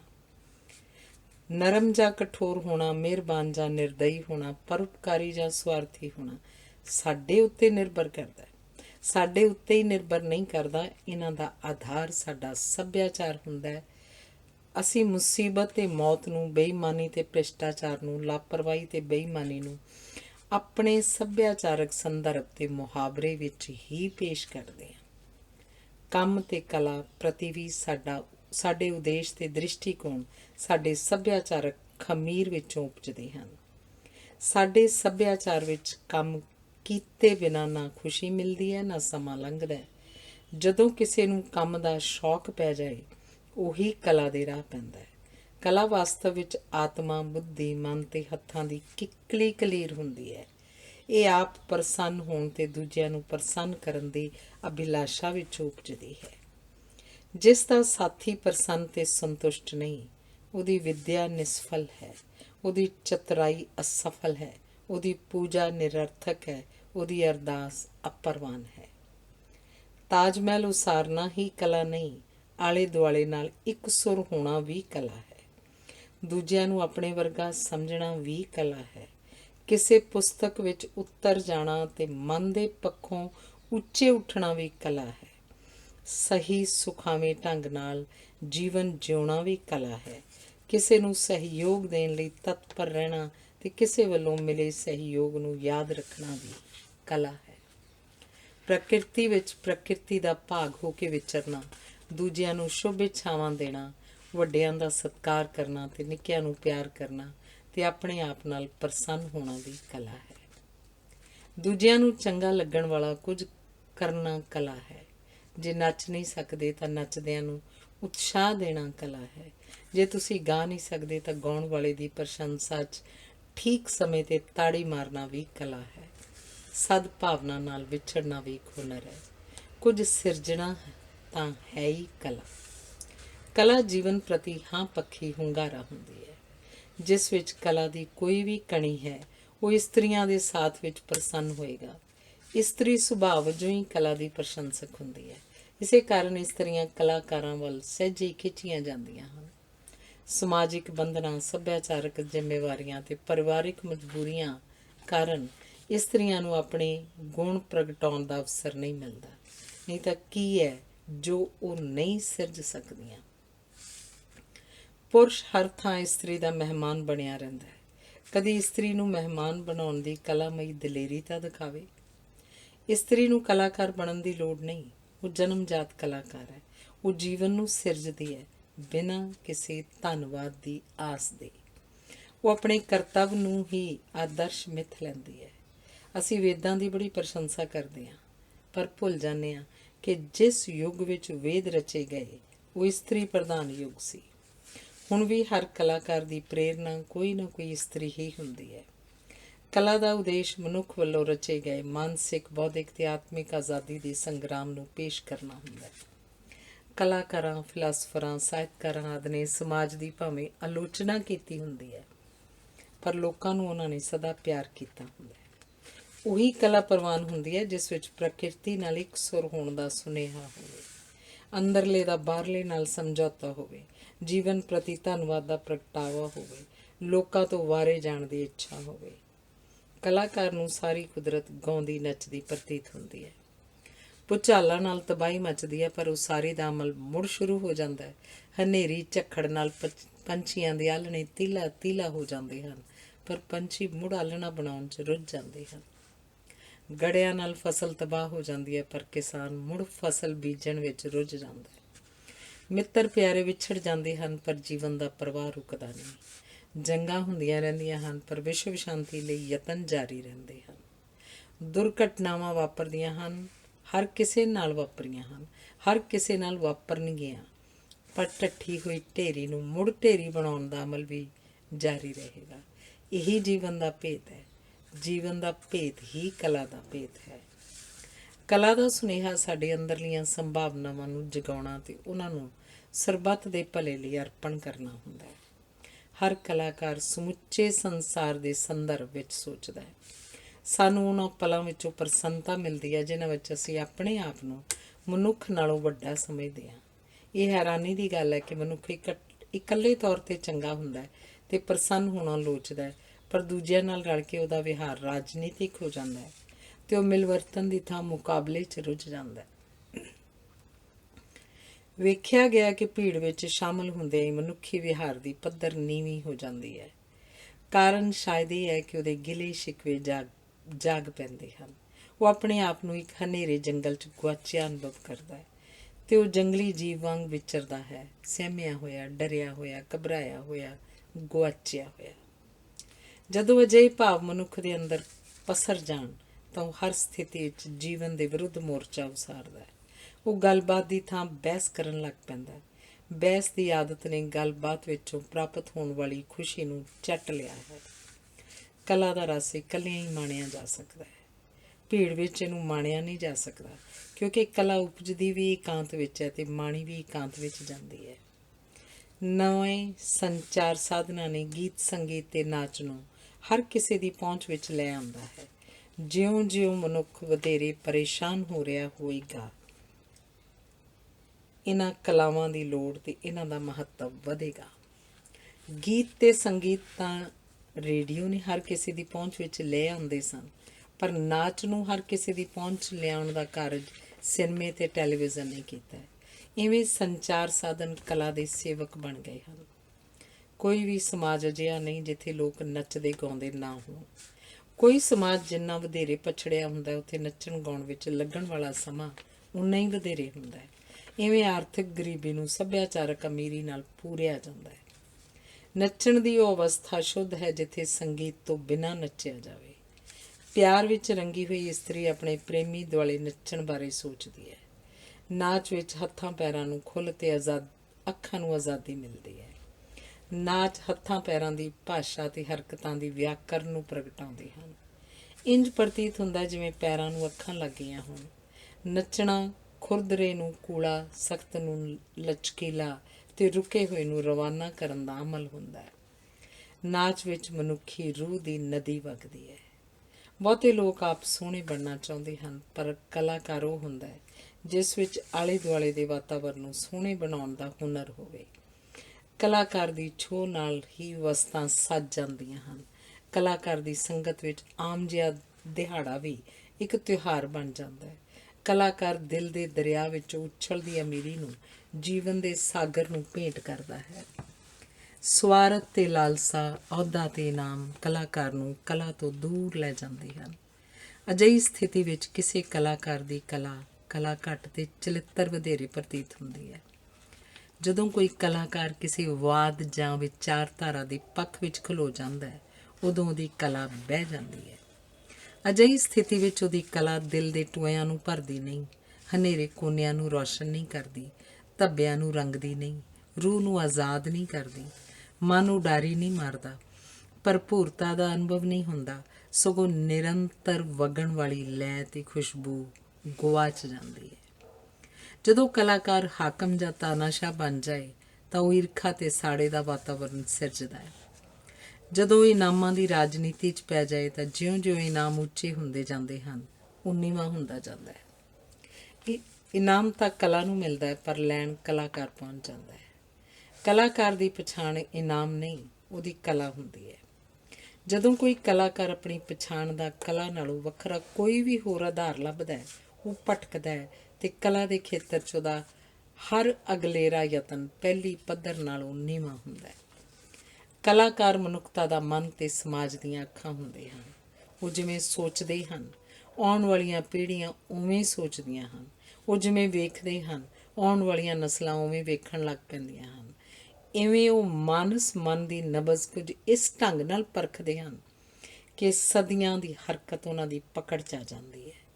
ਸੁੰਦਰਤਾ ਕਲਾਕਾਰ ਦੇ ਮਨ 'ਚ ਹੁੰਦੀ ਹੈ, ਜਿਸ ਨੂੰ ਉਹ ਆਪਣੀ ਕਲਾ ਰਾਹੀਂ ਬਾਹਰ ਲੈ ਆਉਂਦਾ ਹੈ। ਉਦਾਹਰਨ ਵਜੋਂ ਸੁੰਦਰ ਨੈਣ ਨਕਸ਼ਾਂ ਦੀ ਤਸਵੀਰ ਕਲਾਕਾਰ ਆਪਣੇ ਸਾਹਮਣੇ ਪੱਥਰ ਦੀ ਸਿਲ ਉੱਤੇ ਚਿੱਤਰਦਾ ਹੈ ਅਤੇ ਛੈਣੀ ਤੇ ਹਥੌੜੀ ਲੈ ਕੇ ਆਲੇ ਦੁਆਲੇ ਦਾ ਵਾਧੂ ਪੱਥਰ ਲਾ ਦਿੰਦਾ ਹੈ। ਮੂਰਤੀ ਪੱਥਰ ਦੇ ਵਿੱਚ ਹੁੰਦੀ ਹੈ, ਕਲਾਕਾਰ ਉਸ ਨੂੰ ਸਾਕਾਰ ਕਰਦਾ ਹੈ। ਨਜ਼ਾਰੇ ਧਰਤੀ ਉੱਤੇ ਹੁੰਦੇ ਹਨ, ਕਲਾਕਾਰ ਸਾਡੀਆਂ ਅੱਖਾਂ ਨੂੰ ਉਹਨਾਂ ਨੂੰ ਵੇਖਣ ਅਤੇ ਮਾਣਨ ਯੋਗ ਬਣਾ ਦਿੰਦਾ ਹੈ। ਇਹ ਸਮਝਣਾ ਵੀ ਜ਼ਰੂਰੀ ਹੈ ਕਿ ਕਲਾ ਸੁੰਦਰ ਸੁਡੌਲ ਨਕਸ਼ਾਂ ਦੀ ਘਾੜਤ ਜਾਂ ਚਿੱਤਰਕਾਰੀ ਨਹੀਂ, ਉਹਨਾਂ ਵਿੱਚ ਛੁਪੀ ਰੂਹ ਦੀ ਪੇਸ਼ਕਾਰੀ ਹੁੰਦੀ ਹੈ। ਜਿਵੇਂ ਦਰਖਤ ਵਿੱਚ ਪਾਣੀ ਦਿਸਦਾ ਨਹੀਂ, ਪਰ ਦਰਖਤ ਦੀ ਨਸ ਨਸ 'ਚ ਸਮਾਇਆ ਹੁੰਦਾ ਹੈ, ਇਵੇਂ ਹੀ ਇਹ ਰੂਹ ਦਿਸਦੀ ਨਹੀਂ, ਪਰ ਇਹ ਨਕਸ਼ਾਂ ਦੀ ਹਰ ਤੰਦ ਵਿੱਚ, ਰੰਗ ਦੀ ਹਰ ਲਕੀਰ ਵਿੱਚ ਅਤੇ ਹਰਕਤ ਦੀ ਹਰ ਅਦਾ 'ਚ ਸਮਾਈ ਹੁੰਦੀ ਹੈ। ਈਰਖਾ ਅਤੇ ਸਾੜਾ ਧੂਏ ਵਾਂਗ ਬਹੁਤ ਉੱਚੇ ਨਹੀਂ ਉੱਠ ਸਕਦੇ। ਕਲਾਕਾਰ ਨੂੰ ਉੱਚੇ ਉੱਠਣ ਵਾਸਤੇ ਈਰਖਾ ਅਤੇ ਸਾੜੇ ਤੋਂ ਉੱਚਾ ਉੱਠਣਾ ਪਵੇਗਾ। ਅਸੀਂ ਬਹੁਤਾ ਚਿਰ ਸਥਿਰ ਨਹੀਂ ਰਹਿ ਸਕਦੇ। ਜੇ ਅਸੀਂ ਉੱਚੇ ਨਹੀਂ ਉੱਠਾਂਗੇ ਤਾਂ ਸਾਡਾ ਥੱਲੇ ਨਿੱਘਰਨਾ ਲਾਜ਼ਮੀ ਹੈ। ਕਲਾਕਾਰ ਦਾ ਸੁਪਨਾ ਉਸ ਸਮਾਜ ਦੀ ਉਸਾਰੀ ਕਰਨਾ ਹੁੰਦਾ ਹੈ ਜਿਸ 'ਚ ਹਰ ਕੋਈ ਪ੍ਰਵਾਨ ਚੜ੍ਹੇਗਾ। ਸਭ ਪ੍ਰਕਾਰ ਦੀ ਕਲਾ ਜੰਗ ਅਤੇ ਤਬਾਹੀ ਦਾ ਵਿਰੋਧ ਕਰਦੀ ਹੈ। ਕਲਾ ਬਾਜ਼ਾਂ ਦੇ ਮੁਕਾਬਲੇ ਚਿੜੀਆਂ ਦਾ ਪੱਖ ਪੂਰਦੀ ਹੈ। ਇਹ ਅਕਹਿ ਨੂੰ ਕਹਿਣ ਅਤੇ ਅਦਿੱਖ ਨੂੰ ਪ੍ਰਗਟਾਉਣ ਦਾ ਉਪਰਾਲਾ ਕਰਦੀ ਹੈ। ਕਲਾ ਸ਼ਮਸ਼ਾਨ ਘਾਟ ਵਿੱਚ ਫੁੱਲ ਉਗਾਉਣ, ਪਾਟਿਆਂ ਨੂੰ ਜੋੜਨ, ਰੁੱਸਿਆਂ ਨੂੰ ਮਨਾਉਣ, ਵਿਛੜਿਆਂ ਨੂੰ ਮਿਲਾਉਣ, ਗੁਆਚਿਆਂ ਨੂੰ ਲੱਭਣ, ਨੀਵਿਆਂ ਨੂੰ ਉੱਚਾ ਚੁੱਕਣ ਅਤੇ ਮੋਇਆਂ ਨੂੰ ਜਗਾਉਣ ਦਾ ਕਾਰਜ ਕਰਦੀ ਹੈ। ਕਲਾ ਜੋੜਦੀ ਹੈ, ਰਾਜਨੀਤੀ ਵੰਡਦੀ ਹੈ। ਜਿਉਂ-ਜਿਉਂ ਮਨੁੱਖ ਦੀ ਬਿਰਤੀ ਉਸਾਰੂ, ਸੋਚ ਵਿਸ਼ਾਲ, ਕਲਪਨਾ ਉੱਚੀ, ਸੂਝ ਸੁਘੜ ਅਤੇ ਤੱਕਣੀ ਸੋਹਣੀ ਹੁੰਦੀ ਜਾਏਗੀ, ਤਿਉਂ-ਤਿਉਂ ਦੁਨੀਆ ਹੋਰ ਸੁੰਦਰ ਹੁੰਦੀ ਜਾਏਗੀ। ਉਦਾਸ ਹੋਣ ਦੀ ਉੱਕਾ ਹੀ ਲੋੜ ਨਹੀਂ। ਸਾਡਾ ਯੁੱਗ ਨਿਸ਼ਚੇ ਉਪਰਾਮਤਾ ਕਿਵੇਂ ਅਤੇ ਉਦਾਸੀ ਦਾ ਯੁੱਗ ਹੈ, ਪਰ ਇਹ ਆਖਰੀ ਯੁੱਗ ਨਹੀਂ। ਇਸ ਨਾਲੋਂ ਵੀ ਭੈੜੇ ਯੁੱਗ ਆਏ ਹਨ, ਉਹ ਨਹੀਂ ਰਹੇ, ਇਹ ਵੀ ਨਹੀਂ ਰਹੇਗਾ। ਸਾਡੀ ਕਲਪਨਾ ਦਾ ਕੱਦ ਛੋਟਾ ਹੋ ਗਿਆ, ਇਸੇ ਕਰਕੇ ਅਸੀਂ ਉਦਾਸ ਹਾਂ। ਚੰਗੀ ਉਸਾਰੂ ਅਤੇ ਉੱਚੀ ਕਲਪਨਾ ਤੋਂ ਬਿਨਾਂ ਚੰਗੇ ਤੋਂ ਚੰਗੇ ਵਸੀਲੇ ਅਤੇ ਸਾਧਨ ਵੀ ਬੇਆਰਾਮੀ ਪੈਦਾ ਕਰਨਗੇ। ਚੰਗਾ ਸੋਚਣ ਦਾ ਅਤੇ ਉੱਤਮ ਨੂੰ ਸਿਰਜਣ ਦਾ ਰਿਆਜ਼ ਕਰਨਾ ਚਾਹੀਦਾ ਹੈ। ਰਿਆਜ਼ ਨਾਲ ਕਲਾ ਨਿਖਰਦੀ ਹੈ। ਉਖੜੇ ਮਨ ਨਾਲ, ਵਿਰੋਧੀ ਭਾਵਾਂ ਨਾਲ, ਥੱਕੇ ਤਨ ਨਾਲ, ਉਦਾਸ ਵਾਤਾਵਰਨ ਵਿੱਚ ਰਿਆਜ਼ ਸੰਭਵ ਨਹੀਂ ਹੁੰਦਾ। ਜਿਸ ਇਸਤਰੀ ਨੂੰ ਭਾਂਡਾ ਧੋਣ ਦਾ ਵੱਲ ਨਹੀਂ ਆਉਂਦਾ, ਉਹ ਦੁੱਧ ਦਹੀਂ ਨੂੰ ਰਿੜਕ ਕੇ ਮੱਖਣ ਨਹੀਂ ਕੱਢ ਸਕਦੀ। ਜੇ ਸਾਡੇ ਕੋਲ ਉੱਚੇ ਸੰਕਲਪ ਅਤੇ ਡੂੰਘੇ ਵਿਸ਼ਵਾਸ ਹੀ ਨਹੀਂ ਤਾਂ ਸਾਡੇ ਜੀਵਨ ਦੀ ਪੱਧਰ ਉੱਚੀ ਕਿਵੇਂ ਹੋ ਸਕਦੀ ਹੈ। ਸਮਾਜ ਸਾਡੇ ਅੰਦਰ ਵਸਦਾ ਹੈ, ਸੋ ਅੰਦਰਲੀਆਂ ਸੰਭਾਵਨਾਵਾਂ ਨੂੰ ਜਗਾਉਣ ਦੀ ਲੋੜ ਹੈ। ਕਲਾ ਦਾ ਇਹੀ ਬਾਲ ਉਪਦੇਸ਼ ਹੈ। ਜਿਸ ਕੋਲ ਕਲਾ ਅਤੇ ਕਲਪਨਾ ਹੈ, ਉਸ ਦੀਆਂ 4 ਅੱਖਾਂ ਹੁੰਦੀਆਂ ਹਨ ਅਤੇ ਉਹਦੇ ਅਨੇਕਾਂ ਹੱਥ ਹੁੰਦੇ ਹਨ। ਉਹਦੀਆਂ ਅਣਗਿਣਤ ਸੋਚਾਂ ਹੁੰਦੀਆਂ ਹਨ। ਪਿਆਰ ਦੀ ਬੀੜ ਵਿੱਚੋਂ ਵਾਕ ਲਓ ਅਤੇ ਸੁੰਦਰਤਾ ਦੀ ਭਾਲ ਵਿੱਚ ਟੁਰ ਪਓ। ਰਾਹ ਟੁਰਨ ਨਾਲ ਹੀ ਬਣਦੇ ਹਨ, ਕਲਾ ਯਤਨ ਨਾਲ ਹੀ ਨਿਖਰਦੀ ਹੈ। ਧੰਨਵਾਦ। ਡਾਕਟਰ ਨਰਿੰਦਰ ਸਿੰਘ ਕਪੂਰ ਦੀ ਪੁਸਤਕ ਆਮੋ ਸਾਹਮਣੇ ਦਾ ਅਖੀਰਲਾ ਲੇਖ ਹੈ ਕਾਲ। ਰਫਤਾਰ ਤੇ ਰੌਲਾ ਵਿਗਿਆਨ ਦੀ ਦੇਣ ਹਨ। ਧੂਏ ਤੇ ਧੋਖੇ ਵਾਂਗ, ਹਥਿਆਰ ਤੇ ਹਿੰਸਾ ਵਾਂਗ ਨਫੇ ਤੇ ਨਫ਼ਰਤ ਵਾਂਗੀ ਰਫਤਾਰ ਤੇ ਰੌਲਾ ਅਜੋਕੇ ਜੀਵਨ ਦੇ ਵਰਤਾਰੇ ਹਨ। ਅੱਜ ਦਾ ਮਨੁੱਖ ਇਹਨਾਂ ਵਰਤਾਰਿਆਂ ਵਾਂਗ ਇਹਨਾਂ ਵਰਗਾ ਹੀ ਹੋ ਗਿਆ ਹੈ। ਗਿਆਨ ਸਾਨੂੰ ਅਤੀਤ ਦੀਆਂ ਹਾਰਾਂ ਤੇ ਭਵਿੱਖ ਦੇ ਖਤਰਿਆਂ ਤੋਂ ਉੱਚੇ ਉੱਠਣ ਦੀ ਸ਼ਕਤੀ ਦਿੰਦਾ ਹੈ, ਪਰ ਵਰਤਮਾਨ ਦੀਆਂ ਸਮੱਸਿਆਵਾਂ ਤੇ ਮੁਸ਼ਕਲਾਂ ਸਾਡੇ ਗਿਆਨ ਨਾਲੋਂ ਵਡੇਰੀਆਂ ਸਾਬਤ ਹੋ ਰਹੀਆਂ ਹਨ। ਪ੍ਰਤੀਤ ਹੁੰਦਾ ਹੈ ਕਿ ਸਾਡੇ ਵਿੱਚ ਸਮੱਸਿਆਵਾਂ ਪੈਦਾ ਕਰਨ ਦੀ ਸਮਰੱਥਾ ਤਾਂ ਹੈ, ਪਰ ਉਹਨਾਂ ਨੂੰ ਸੁਲਝਾਉਣ ਦੀ ਯੋਗਤਾ ਸਾਡੇ ਤੋਂ ਗੁਆਚ ਗਈ ਹੈ। ਵਾਸਤਵ ਵਿੱਚ ਆਜ਼ਾਦ ਹੋਣ ਦਾ ਅਵਸਰ ਆਪਣੇ ਛੋਟੇਪਣ ਤੋਂ ਉੱਚੇ ਉੱਠਣ ਦਾ ਹੰਭਲਾ ਬਣਨਾ ਚਾਹੀਦਾ ਸੀ, ਜਿਸ ਦਾ ਪ੍ਰਗਟਾਵਾ ਆਪਣੇ ਆਪ ਨੂੰ ਪਿੱਛੇ ਛੱਡ ਕੇ ਅੱਗੇ ਲੰਘ ਜਾਣ ਦੀ ਤਾਂਘ 'ਚ ਪ੍ਰਗਟ ਹੋਣਾ ਚਾਹੀਦਾ ਸੀ, ਪਰ ਅਜਿਹਾ ਨਹੀਂ ਹੋਇਆ। ਸਾਡੀਆਂ ਲੜਾਈਆਂ ਸਾਡੀ ਅੰਦਰਲੀ ਅਸ਼ਾਂਤੀ ਦੀਆਂ ਬਾਹਰਲੀਆਂ ਚੀਕਾਂ ਹੁੰਦੀਆਂ ਹਨ। ਇਹ ਚੀਕਾਂ ਵੀ ਖਿੜੇ ਮੱਥੇ ਪ੍ਰਵਾਨ ਕੀਤੀਆਂ ਜਾ ਸਕਦੀਆਂ ਸਨ ਜੇ ਇਹਨਾਂ ਵਿੱਚ ਕੋਈ ਸੁਰ ਤਾਲ ਹੁੰਦਾ। ਬੇਗੁਨਾਹਾਂ ਦੇ ਮਾਰੇ ਜਾਣ ਨੂੰ ਵੀ ਸਮਝਿਆ ਜਾ ਸਕਦਾ ਸੀ ਜੇ ਉਹਨਾਂ ਦੇ ਮਾਰੇ ਜਾਣ ਲਈ ਸਾਡੀ ਆਪਣੀ ਮੰਜ਼ਿਲ ਨੇੜੇ ਆ ਰਹੀ ਪ੍ਰਤੀਤ ਹੁੰਦੀ, ਤੇ ਢੱਠੇ ਘਰਾਂ ਤੇ ਸੁੰਨੇ ਵਿਹੜਿਆਂ ਵਿੱਚੋਂ ਕਿਸੇ ਨਵੀਂ ਉਸਾਰੀ ਦੇ ਨਕਸ਼ ਉੱਭਰਦੇ ਵਿਖਾਈ ਦਿੰਦੇ, ਪਰ ਅਜਿਹਾ ਕੁਝ ਵੀ ਨਹੀਂ ਹੋਇਆ। ਦੁੱਖ ਬੰਦੇ ਦੀ ਆਪਣੇ ਆਪ ਨਾਲ ਜਾਣ ਪਛਾਣ ਕਰਵਾ ਦਿੰਦੇ ਹਨ। ਇਹ ਸਾਡੇ ਵਿੱਚ ਹਮਦਰਦੀ ਤੇ ਮਿਲਵਰਤਨ ਦੀ ਭਾਵਨਾ ਜਗਾਉਂਦੇ ਹਨ। ਇਹਨਾਂ ਭਾਵਨਾਵਾਂ ਸਦਕਾ ਅਸੀਂ ਦੂਜਿਆਂ ਨਾਲ ਜੁੜਦੇ ਹਾਂ। ਦੂਜਿਆਂ ਨਾਲ ਜੁੜਨ ਕਰਕੇ ਸਾਡੇ ਵਿੱਚ ਰਲ ਕੇ ਰਹਿਣ ਦੀ ਇੱਛਾ ਉਪਜਦੀ ਹੈ। ਇਸ ਇੱਛਾ ਨਾਲ ਸਾਡਾ ਵਿਹਾਰ ਕੂਲਾ ਹੁੰਦਾ ਹੈ। ਪਿਆਰ ਇਸ ਕੂਲੇ ਵਿਹਾਰ ਦਾ ਹੀ ਪ੍ਰਗਟਾਵਾ ਹੁੰਦਾ ਹੈ। ਪਿਆਰ ਮੱਠੀ ਮੱਠੀ ਅੱਗ ਉੱਤੇ ਰਿੱਝਣ ਵਾਲਾ ਸਵਾਦ ਹੁੰਦਾ ਹੈ। ਇਹ ਸੂਝ ਦੀ ਚੁੱਪ ਚਪੀਤੀ ਬੋਲੀ ਵਿੱਚ ਗਾਇਆ ਹੋਇਆ ਗੀਤ ਹੁੰਦਾ ਹੈ।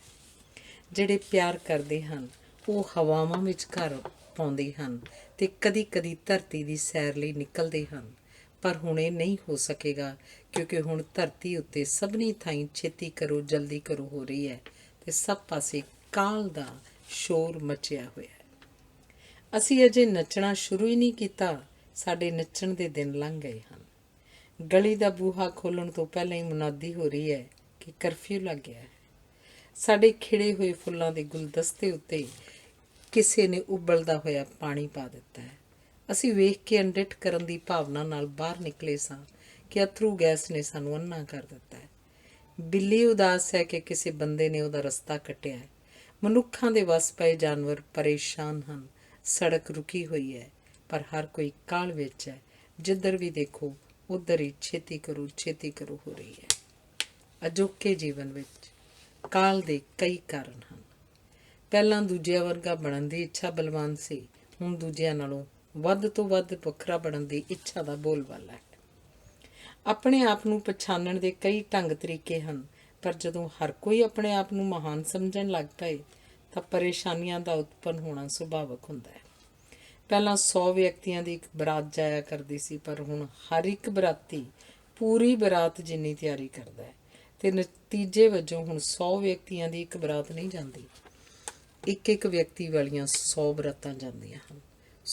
ਸੋ ਬਰਾਤ ਦੀ ਤਿਆਰੀ ਸਮੇਂ ਛੇਤੀ ਕਰੋ ਦੇ ਬਾਵਜੂਦ ਕੁਝ ਵੀ ਸਮੇਂ ਸਿਰ ਨਹੀਂ ਵਾਪਰਦਾ। ਪੁਰਸ਼ ਦਾ ਸੁਭਾਅ ਮੰਜ਼ਿਲ ਮੁਖ ਹੈ। ਉਹਨੇ ਸਦਾ ਹੀ ਕਿਸੇ ਨਾ ਕਿਸੇ ਮੰਜ਼ਿਲ ਤੇ ਪਹੁੰਚਣਾ ਹੁੰਦਾ ਹੈ, ਸੋ ਪਹੁੰਚਣ ਦੀ ਕਾਹਲ 'ਚ ਛੇਤੀ ਕਰਦਾ ਹੈ। ਇਸਤਰੀ ਬਹੁਤਾ ਹਿਲਦੀ ਜੁਲਦੀ ਨਹੀਂ, ਉਹ ਇੱਕ ਸੀਮਤ ਜਿਹੇ ਸਥਾਨ ਵਿੱਚ ਹੀ ਇੱਧਰ ਉੱਧਰ ਜਾਂਦੀ ਹੈ। ਉਦਾਹਰਨ ਵਜੋਂ ਘਰ ਦੇ ਅੰਦਰ ਤੇ ਰਸੋਈ ਵਿੱਚ ਹੀ ਬਹੁਤਾ ਸਮਾਂ ਗੁਜ਼ਾਰਦੀ ਹੈ। ਜੇ ਉਹ ਨੌਕਰੀ ਵੀ ਕਰਦੀ ਹੈ ਤਾਂ ਵੀ ਕੰਮ ਕਰਨ ਵਾਲੀ ਥਾਂ ਤੇ ਉਹ ਸੀਮਤ ਜਿਹੇ ਇਲਾਕੇ 'ਚ ਹੀ ਵਿਚਰਦੀ ਹੈ। ਦੂਜੇ ਸ਼ਬਦਾਂ ਵਿੱਚ ਇਹ ਕਹਿਣਾ ਵਧੇਰੇ ਯੋਗ ਹੋਏਗਾ ਕਿ ਇਸਤਰੀ ਦਾ ਸੁਭਾਅ ਸਥਾਨ ਮੁੱਖ ਹੈ। ਇਵੇਂ ਵੀ ਕਿਹਾ ਜਾ ਸਕਦਾ ਹੈ ਕਿ ਉਸ 'ਚ ਕਿਧਰੇ ਪਹੁੰਚਣ ਦੀ ਕਾਹਲ ਨਹੀਂ ਹੁੰਦੀ, ਕਿਉਂਕਿ ਉਹਨੂੰ ਕਿਸੇ ਥਾਂ ਸਮੇਂ ਸਿਰ ਪਹੁੰਚਣ ਦਾ ਲਾਭ ਪ੍ਰਾਪਤ ਨਹੀਂ ਹੁੰਦਾ। ਭਾਵੇਂ ਪੁਰਸ਼ ਕਹਿੰਦੇ ਰਹਿੰਦੇ ਹਨ ਛੇਤੀ ਕਰੋ ਜਲਦੀ ਕਰੋ, ਪਰ ਇਸਤਰੀਆਂ ਆਪਣੀ ਸੁਭਾਵਿਕ ਚਾਲ ਨਾਲ ਕੰਮ ਕਰਦੀਆਂ ਹਨ। ਇਸਤਰੀ ਕਿੰਨੀ ਵੀ ਸੁੰਦਰ ਹੋਵੇ, ਉਹ ਆਪਣੀ ਸੁੰਦਰਤਾ ਨਾਲ ਸੰਤੁਸ਼ਟ ਨਹੀਂ ਹੁੰਦੀ। ਉਹ ਹੋਰ ਸੋਹਣੀ ਬਣਨ ਦੀ ਇੱਛਾ ਵਿੱਚ ਸਮੇਂ ਪ੍ਰਤੀ ਅਕਸਰ ਅਵੇਸਲੀ ਹੋ ਜਾਂਦੀ ਹੈ। ਉਹ ਆਪਣੇ ਨਾਲ ਸੰਬੰਧਿਤ ਕੋਈ ਵਸਤ ਖਰੀਦਣ ਸਮੇਂ ਵੀ ਵਕਤ ਨੂੰ ਅਕਸਰ ਭੁੱਲ ਜਾਂਦੀ ਹੈ। ਰਸਮਾਂ ਰਿਵਾਜ਼ਾਂ 'ਚ ਵਧੇਰੇ ਵਿਸ਼ਵਾਸ ਰੱਖਣ ਕਾਰਨ ਉਹ ਸਮੇਂ ਨਾਲੋਂ ਰਸਮ ਨੂੰ ਵਧੇਰੇ ਮਹੱਤਵ ਦਿੰਦੀ ਹੈ। ਪੁਰਸ਼ ਕੰਮ ਨਿਪਟਾਉਣ 'ਚ ਵਿਸ਼ਵਾਸ ਕਰਦਾ ਹੈ, ਜਦੋਂ ਕਿ ਇਸਤਰੀ ਨੂੰ ਕੰਮ ਹੀ ਉਹ ਕਰਨੇ ਪੈਂਦੇ ਹਨ ਜਿਹੜੇ ਪੂਰੀ ਤਰ੍ਹਾਂ ਕਦੇ ਵੀ ਨਹੀਂ ਨਿਪਟਦੇ। ਸੋ ਇਸਤਰੀ ਦਾ ਸਮੇਂ ਨਾਲ ਰਿਸ਼ਤਾ ਸਪਸ਼ਟ ਨਹੀਂ ਹੁੰਦਾ। ਪੁਰਸ਼ਾਂ, ਇਸਤਰੀਆਂ ਤੇ ਬੱਚਿਆਂ ਦਾ ਸੱਭਿਆਚਾਰ ਵੱਖਰੀ ਵੱਖਰੀ ਭਾਂਤ ਹੁੰਦਾ ਹੈ। ਜੇ ਪੇਕਿਆਂ ਦਾ ਕੋਈ ਕੰਮ ਹੋਵੇ ਤਾਂ ਇਸਤਰੀ ਕਹਿੰਦੀ ਹੈ ਛੇਤੀ ਕਰੋ ਛੇਤੀ ਕਰੋ, ਪਰ ਜੇ ਖਾਣ ਪੀਣ ਲਈ ਕੁਝ ਪ੍ਰਾਪਤ ਕਰਨ ਦੀ ਸੰਭਾਵਨਾ ਹੋਵੇ ਤਾਂ ਬੱਚੇ ਕਹਿੰਦੇ ਹਨ ਛੇਤੀ ਕਰੋ ਜਲਦੀ ਕਰੋ। ਸਥਿਤੀ ਜਾਂ ਕਾਰਜ ਕੋਈ ਹੋਵੇ, ਕੋਈ ਨਾ ਕੋਈ ਧਿਰ ਕਹਿ ਰਹੀ ਹੁੰਦੀ ਹੈ ਜਲਦੀ ਕਰੋ ਛੇਤੀ ਕਰੋ। ਅਜੋਕਾ ਜੀਵਨ ਜਟਿਲ ਹੋ ਗਿਆ। ਪਹਿਲਾਂ ਪਿੰਡ ਵਿੱਚ ਰਹਿਣ ਵਾਲੇ ਲੋਕਾਂ ਦੀਆਂ ਸਾਰੀਆਂ ਲੋੜਾਂ ਪਿੰਡ ਵਿੱਚੋਂ ਹੀ ਪੂਰੀਆਂ ਹੋ ਜਾਂਦੀਆਂ ਸਨ। ਉਦੋਂ ਲੋੜਾਂ ਹੀ ਘੱਟ ਨਹੀਂ ਸਨ, ਜੀਵਨ ਦਾ ਘੇਰਾ ਵੀ ਛੋਟਾ ਸੀ। ਲੋਕ ਸਾਦੇ ਸਨ, ਉਹਨਾਂ ਦਾ ਸੁਭਾਅ ਨਰਮ ਸਰਲ ਸੀ, ਜੀਵਨ ਗਤੀ ਸਹਿਜ ਸੀ, ਬਿਰਤੀ ਸ਼ਾਂਤ ਸੀ। ਪਰੰਪਰਾ ਨੂੰ ਪਾਲਣਾ ਹੀ ਲੋਕਾਂ ਦਾ ਧਰਮ ਸੀ ਅਤੇ ਹਉਮੈ ਨੂੰ ਮਾਰਨਾ ਜੀਵਨ ਦਾ ਆਦਰਸ਼ ਸੀ। ਪਰ ਹੁਣ ਸਭ ਕੁਝ ਬਦਲ ਗਿਆ। ਹੁਣ ਪਿੰਡ ਕਸਬਿਆਂ ਨਾਲ, ਕਸਬੇ ਸ਼ਹਿਰਾਂ ਨਾਲ, ਸ਼ਹਿਰ ਬੰਦਰਗਾਹਾਂ ਨਾਲ ਅਤੇ ਬੰਦਰਗਾਹ ਸਾਰੇ ਸੰਸਾਰ ਨਾਲ ਜੁੜਨ ਕਾਰਨ ਰਫਤਾਰ ਅਤੇ ਰੌਲਾ ਦੋਵੇਂ ਵੱਧ ਗਏ ਹਨ। ਮਨੁੱਖ ਵੱਡੇ ਗਰੋਹਾਂ 'ਚ ਰਹਿਣਾ ਚਾਹੁੰਦਾ ਹੈ, ਸੋ ਵਿਅਕਤੀਗਤ ਪਛਾਣ ਤਾਂ ਮੁੱਕਣੀ ਹੀ ਸੀ। ਜੀਵਨ ਦੀਆਂ ਉੱਚੀਆਂ ਅਤੇ ਸੁੱਚੀਆਂ ਕਦਰਾਂ ਕੀਮਤਾਂ ਵੀ ਪਿੱਛੇ ਰਹਿ ਗਈਆਂ ਹਨ। ਇੰਨੀ ਵੱਡੀ ਆਬਾਦੀ ਦਾ ਪ੍ਰਬੰਧ ਜੀਵਨ ਦੀ ਰਫਤਾਰ ਨੂੰ ਵਧਾ ਕੇ ਹੀ ਕੀਤਾ ਜਾ ਸਕਦਾ ਸੀ। ਪਿਛਲੀ ਲਗਭਗ 1 ਸਦੀ ਤੋਂ ਸ਼ਹਿਰ ਫੈਲਦੇ ਜਾ ਰਹੇ ਹਨ ਅਤੇ ਮਨੁੱਖ ਹਰ ਖੇਤਰ ਵਿੱਚ ਆਪਣੀ ਰਫਤਾਰ ਵਧਾਉਣ 'ਚ ਰੁੱਝਿਆ ਹੋਇਆ ਹੈ। ਸੀਮਤ ਵਸੀਲਿਆਂ ਨਾਲ ਬੇਮੁਹਾਰ ਇੱਛਾਵਾਂ ਦੀ ਪੂਰਤੀ ਨਹੀਂ ਕੀਤੀ ਜਾ ਸਕਦੀ। ਸੋ ਇੱਕ ਦੌੜ ਲੱਗੀ ਹੋਈ ਹੈ, ਸਭ ਪਾਸੇ ਪਛੜ ਜਾਣ ਦੇ ਡਰ ਕਾਰਨ ਛੇਤੀ ਕਰੋ ਜਲਦੀ ਕਰੋ ਹੋ ਰਹੀ ਹੈ। ਜੀਵਨ ਦੀ ਰਫਤਾਰ ਕਿੰਨੀ ਵੀ ਤੇਜ਼ ਹੋ ਜਾਏ, ਮਨੁੱਖ ਵਿੱਚ ਵਧੇਰੇ ਰਫਤਾਰ ਪ੍ਰਾਪਤ ਕਰਨ ਦੀ ਅਭਿਲਾਸ਼ਾ ਵੱਧਦੀ ਜਾਏਗੀ। ਰਫਤਾਰ ਆਪਣੇ ਆਪ 'ਚ ਇੱਕ ਰੁਜ਼ਗਾਰ ਬਣ ਗਈ ਹੈ। ਰਿਸ਼ਵਤ ਦੇਣ ਲੈਣ ਦੀ ਲੋੜ ਵੀ ਉੱਥੇ ਉਪਜਦੀ ਹੈ ਜਿੱਥੇ ਕੰਮ ਦੀ ਰਫਤਾਰ ਹੌਲੀ ਹੋਵੇ ਅਤੇ ਤੇਜ਼ ਕਰਨ ਦੀ ਲੋੜ ਹੋਵੇ। ਪੂੰਜੀਵਾਦ ਪਦਾਰਥਵਾਦ ਦੀ ਰੁਚੀ ਨੂੰ ਬਲਵਾਨ ਕਰਦਾ ਹੈ, ਜਦੋਂ ਕਿ ਧਰਮ ਆਦਰਸ਼ਵਾਦ ਦੀ ਰੁਚੀ ਅਧੀਨ ਤਿਆਗ ਉੱਤੇ ਬਲ ਦਿੰਦਾ ਹੈ। ਹੁਣ ਚਰਿੱਤਰ ਦੀ ਅਮੀਰੀ ਦੀ ਥਾਂ ਵਸਤਾਂ ਦੀ ਅਮੀਰੀ ਦਾ ਬੋਲਬਾਲਾ ਹੈ। ਹੁਣ ਤਨਖਾਹ ਸੰਤੁਸ਼ਟ ਨਹੀਂ ਕਰਦੀ, ਹੁਣ ਯੋਗਤਾ ਨਾਲੋਂ ਸਿਫਾਰਿਸ਼ ਦਾ ਕੱਦ ਵੱਡਾ ਹੋ ਗਿਆ। ਹੁਣ ਬੰਦੇ ਰੱਬ ਤੋਂ ਨਹੀਂ ਡਰਦੇ, ਬੰਦੇ ਰੱਬ ਨੂੰ ਡਰਾਉਂਦੇ ਹਨ। ਰੁਜ਼ਗਾਰ ਦੇ ਰਸਤੇ ਤੰਗ ਹਨ, ਭੀੜਾਂ ਵੱਡੀਆਂ ਹਨ, ਕੰਮ ਦਾ ਖਿਲਾਰਾ ਵਧੇਰੇ ਹੈ, ਕੰਮ ਕਰਨ ਲਈ ਸਮਾਂ ਘੱਟ ਹੈ। ਹੁਣ ਜਾਗਣ ਸਮੇਂ ਮਨੁੱਖ ਨਿਰਧਾਰਤ ਸਮੇਂ ਤੋਂ ਪਛੜ ਚੁੱਕਾ ਹੁੰਦਾ ਹੈ। ਸੋ ਹਰ ਇੱਕ ਘਰ ਵਿੱਚ ਸਵੇਰ ਵੇਲੇ ਛੇਤੀ ਕਰੋ ਹੋ ਰਹੀ ਹੁੰਦੀ ਹੈ। ਅਜੋਕਾ ਮਨੁੱਖ ਹਰ ਰੋਜ਼ ਨਵਾਂ ਯੁੱਧ ਲੜਦਾ ਹੈ। ਇਸ ਯੁੱਧ ਵਿੱਚ ਜਿਸ ਕਿਸੇ ਦੀ ਰਫਤਾਰ ਹੌਲੀ ਹੈ ਉਹ ਨਿਕੰਮਾ, ਢਿੱਲਾ, ਸੁਸਤ ਅਤੇ ਪਛੜਿਆ ਹੋਇਆ ਗਿਣਿਆ ਜਾਂਦਾ ਹੈ। ਹੁਣ ਕੋਈ ਕਿਸੇ ਦੀ ਸੁਣਦਾ ਹੀ ਨਹੀਂ। ਸੋ ਹਰ ਗੱਲ ਕਈ ਵਾਰ ਕਹਿਣੀ। ਥਕਾਵਟ ਸਾਡੇ ਧੁਰ ਅੰਦਰ ਪਹੁੰਚ ਗਈ ਹੈ ਅਤੇ ਨਤੀਜੇ ਵਸ ਸਾਡਾ ਵਿਹਾਰ ਕਾਲਾ ਅਤੇ ਝਗੜਾਲੂ ਹੋ ਗਿਆ। ਝਗੜੇ ਉੱਚੇ ਬੋਲ ਬੁਲਾਰੇ ਨੂੰ ਜਨਮ ਦਿੰਦੇ ਹਨ। ਝਗੜੇ ਦੀ ਸਥਿਤੀ ਵਿੱਚ ਨਾ ਕੇਵਲ ਤੇਜ਼ ਬੋਲਣਾ ਪੈਂਦਾ ਹੈ, ਸਗੋਂ ਸੰਗ ਵੀ ਪਾਟਦਾ ਹੈ। ਗੁੱਸੇ ਦੀ ਸਥਿਤੀ 'ਚ ਸੋਚਣਾ ਸੰਭਵ ਨਹੀਂ ਹੁੰਦਾ, ਸੋ ਅਸੀਂ ਅਣਜਾਣੇ ਹੀ ਨਿੱਕੀ ਜਿਹੀ ਗੱਲ ਨੂੰ ਵੱਡੀ ਸਮੱਸਿਆ ਬਣਾ ਲੈਂਦੇ ਹਾਂ। ਮਾਪਿਆਂ ਅਤੇ ਬੱਚਿਆਂ ਦੇ ਜੀਵਨ ਦੀਆਂ ਰਫਤਾਰਾਂ ਵੱਖਰੀਆਂ ਹੋਣ ਕਾਰਨ ਆਪਸੀ ਸਾਂਝ ਘੱਟ ਰਹੀ ਹੈ ਅਤੇ ਵਿਥਾਂ ਵੱਧ ਰਹੀਆਂ ਹਨ। ਹੁਣ ਪੁੱਤਰ ਪਿਤਾ ਨੂੰ ਗਲਤ ਸਾਬਤ ਕਰਨ ਲਈ ਬਜ਼ਿੱਦ ਹਨ ਅਤੇ ਧੀਆਂ ਮਾਵਾਂ ਨਾਲੋਂ ਵੱਧ ਚਲਾਕ ਬਣਨ 'ਚ ਰੁੱਝੀਆਂ ਹੋਈਆਂ ਹਨ ਅਤੇ ਭਰਾ ਸਾਂਝੀ ਜਾਇਦਾਦ ਵੰਡਣ ਦੇ ਮਾਮਲੇ 'ਚ ਇੱਕ ਦੂਜੇ ਨੂੰ ਬੇਈਮਾਨ ਸਿੱਧ ਕਰ ਰਹੇ ਹਨ। ਇੱਕੋ ਵੇਲੇ ਕਈ ਸਮੱਸਿਆਵਾਂ ਵਿੱਚ ਉਲਝੇ ਹੋਣ ਕਾਰਨ ਅਸੀਂ ਟੁਰਦੇ ਘੱਟ ਹਾਂ ਅਤੇ ਤਿਲਕਦੇ ਵਧੇਰੇ ਹਾਂ। ਛੇਤੀ ਲਏ ਫੈਸਲੇ ਗਲਤ ਸਾਬਤ ਹੁੰਦੇ ਹਨ। ਛੇਤੀ ਕੀਤੇ ਰਿਸ਼ਤੇ ਟੁੱਟ ਜਾਂਦੇ ਹਨ ਅਤੇ ਇਹ ਅਤੇ ਅਜਿਹੀਆਂ ਹੋਰ ਸਥਿਤੀਆਂ ਜੀਵਨ ਵਿੱਚ ਆਪਣੀ ਕਿਸਮ ਦਾ ਸ਼ੋਰ ਉਪਜਾਉਂਦੀਆਂ ਹਨ। ਰੌਲੇ ਅਤੇ ਰਫਤਾਰ ਦੀ ਪਰੇਸ਼ਾਨੀ ਕਾਰਨ ਅਸੀਂ ਆਰਾਮ ਨਹੀਂ ਕਰ ਸਕਦੇ ਅਤੇ ਬੇਆਰਾਮੀ ਦੀ ਸਥਿਤੀ ਕਾਰਨ ਸਾਡੇ ਤੋਂ ਗਲਤੀਆਂ ਵਧੇਰੇ ਹੁੰਦੀਆਂ ਹਨ। ਗਲਤੀਆਂ ਬੇਚੈਨੀ ਉਪਜਾਉਂਦੀਆਂ ਹਨ। ਬੇਚੈਨ ਵਿਅਕਤੀ ਝਗੜਾਲੂ ਹੁੰਦਾ ਹੈ ਅਤੇ ਝਗੜਾਲੂ ਵਿਅਕਤੀ ਦੁਰਘਟਨਾਵਾਂ ਸਿਰਜਦਾ ਹੈ ਅਤੇ ਸਾਡੇ ਬਹੁਤ ਸਾਰੇ ਸਾਧਨ, ਢੇਰ ਸਮਾਂ ਅਤੇ ਸਮਰੱਥਾ ਅਚਾਨਕ ਆਪ ਹੀ ਵਿਪਤਾ ਦੇ ਲੇਖੇ ਲੱਗ ਜਾਣ ਕਾਰਨ ਸਾਡਾ ਅਸਲ ਕੰਮ ਪਿੱਛੇ ਪੈਂਦਾ ਰਹਿੰਦਾ ਹੈ। ਇਸ ਪਛੜੇ ਹੋਏ ਕੰਮ ਨੂੰ ਨਿਪਟਾਉਣ ਲਈ ਅਸੀਂ ਕਾਹਲ ਕਰਦੇ ਹਾਂ ਅਤੇ ਨਤੀਜਾ ਇਹ ਹੁੰਦਾ ਹੈ ਕਿ ਕੰਮ ਦੀ ਪੱਧਰ ਡਿੱਗਦੀ ਹੈ ਅਤੇ ਸਾਡੇ ਦੂਜਿਆਂ ਨਾਲ ਸੰਬੰਧ ਵਿਗੜਦੇ ਹਨ। ਮਕਾਨ ਉਸਾਰੀ ਦੌਰਾਨ ਮਿਸਤਰੀਆਂ ਨਾਲ ਹੁਣ ਲੋਕ ਵਧੇਰੇ ਝਗੜਦੇ ਹਨ। ਗ੍ਰਿਲਾਂ ਵਾਲਿਆਂ ਦੇ ਵਧੇਰੇ ਗੇੜੇ ਲਾਉਣੇ ਪੈਂਦੇ ਹਨ। ਹਰ ਕੰਮ ਕਰਨ ਵਾਲਿਆਂ ਦੇ ਗੈਰ ਜ਼ਿੰਮੇਵਾਰ ਵਿਹਾਰ ਕਾਰਨ ਵਧੇਰੇ ਪਰੇਸ਼ਾਨੀ ਦਾ ਸਾਹਮਣਾ ਕਰਨਾ ਪੈਂਦਾ ਹੈ।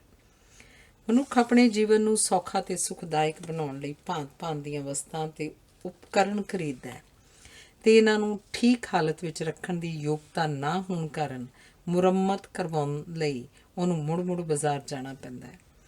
ਘਬਰਾਇਆ ਹੋਇਆ, ਥੱਕਿਆ ਹੋਇਆ ਅਤੇ ਪਰੇਸ਼ਾਨ ਵਿਅਕਤੀ ਬੇਲੋੜਾ ਖਰਚ ਕਰਦਾ ਹੈ, ਜਿਹੜਾ ਅਗਲੇਰੇ ਪਛਤਾਵੇ ਨੂੰ ਜਨਮ ਦਿੰਦਾ ਹੈ। ਵਧੇਰੇ ਤੇਜ਼ ਚੱਲਣ ਕਾਰਨ ਸਾਨੂੰ ਵਧੇਰੇ ਠੇਡੇ ਲੱਗਦੇ ਹਨ।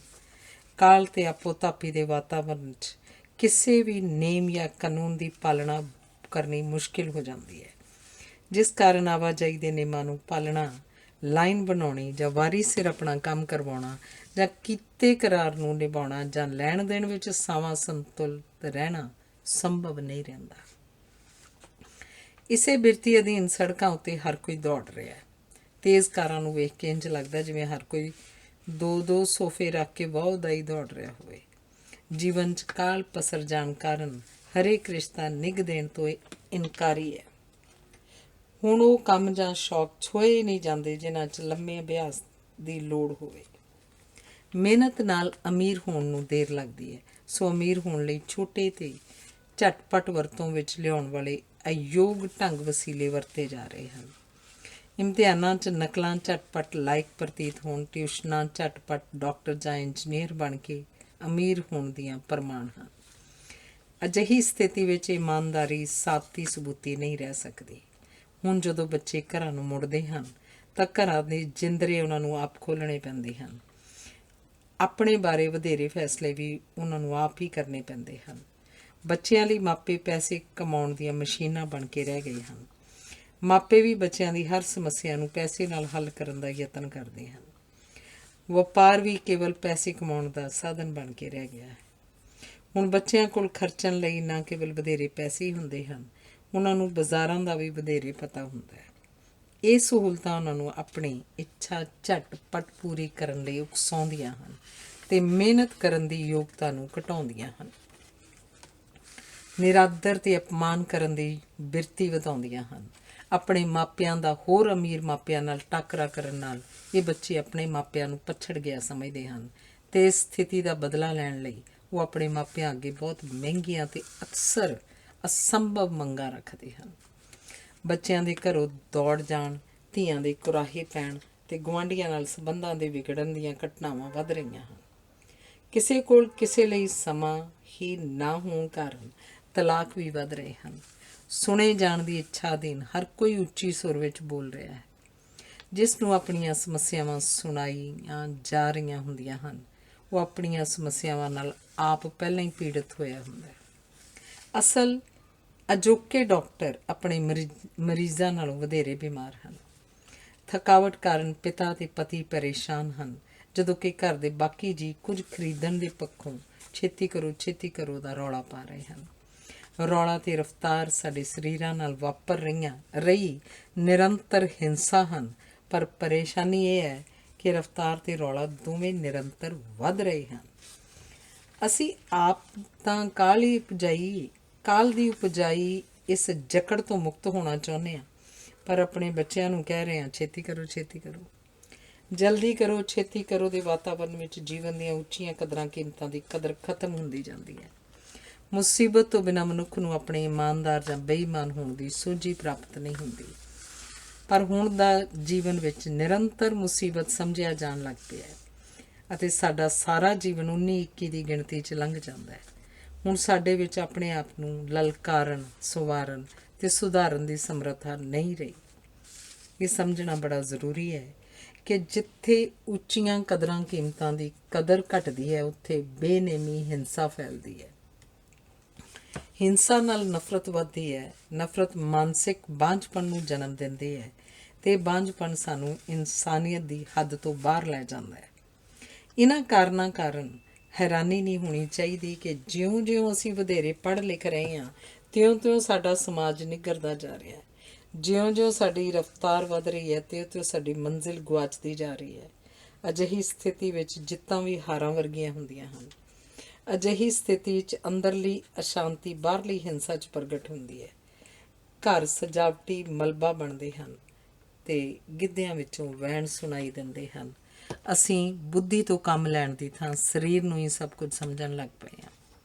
ਹੁਣ ਵਿਆਹ ਰਲ ਕੇ ਆਤਮਘਾਤ ਕਰਨ ਤੇ ਤਲਾਕ ਦਾ ਮੁਕੱਦਮਾ ਲੜਨ ਦਾ ਭਰੋਸੇਯੋਗ ਵਸੀਲਾ ਬਣ ਗਏ ਹਨ।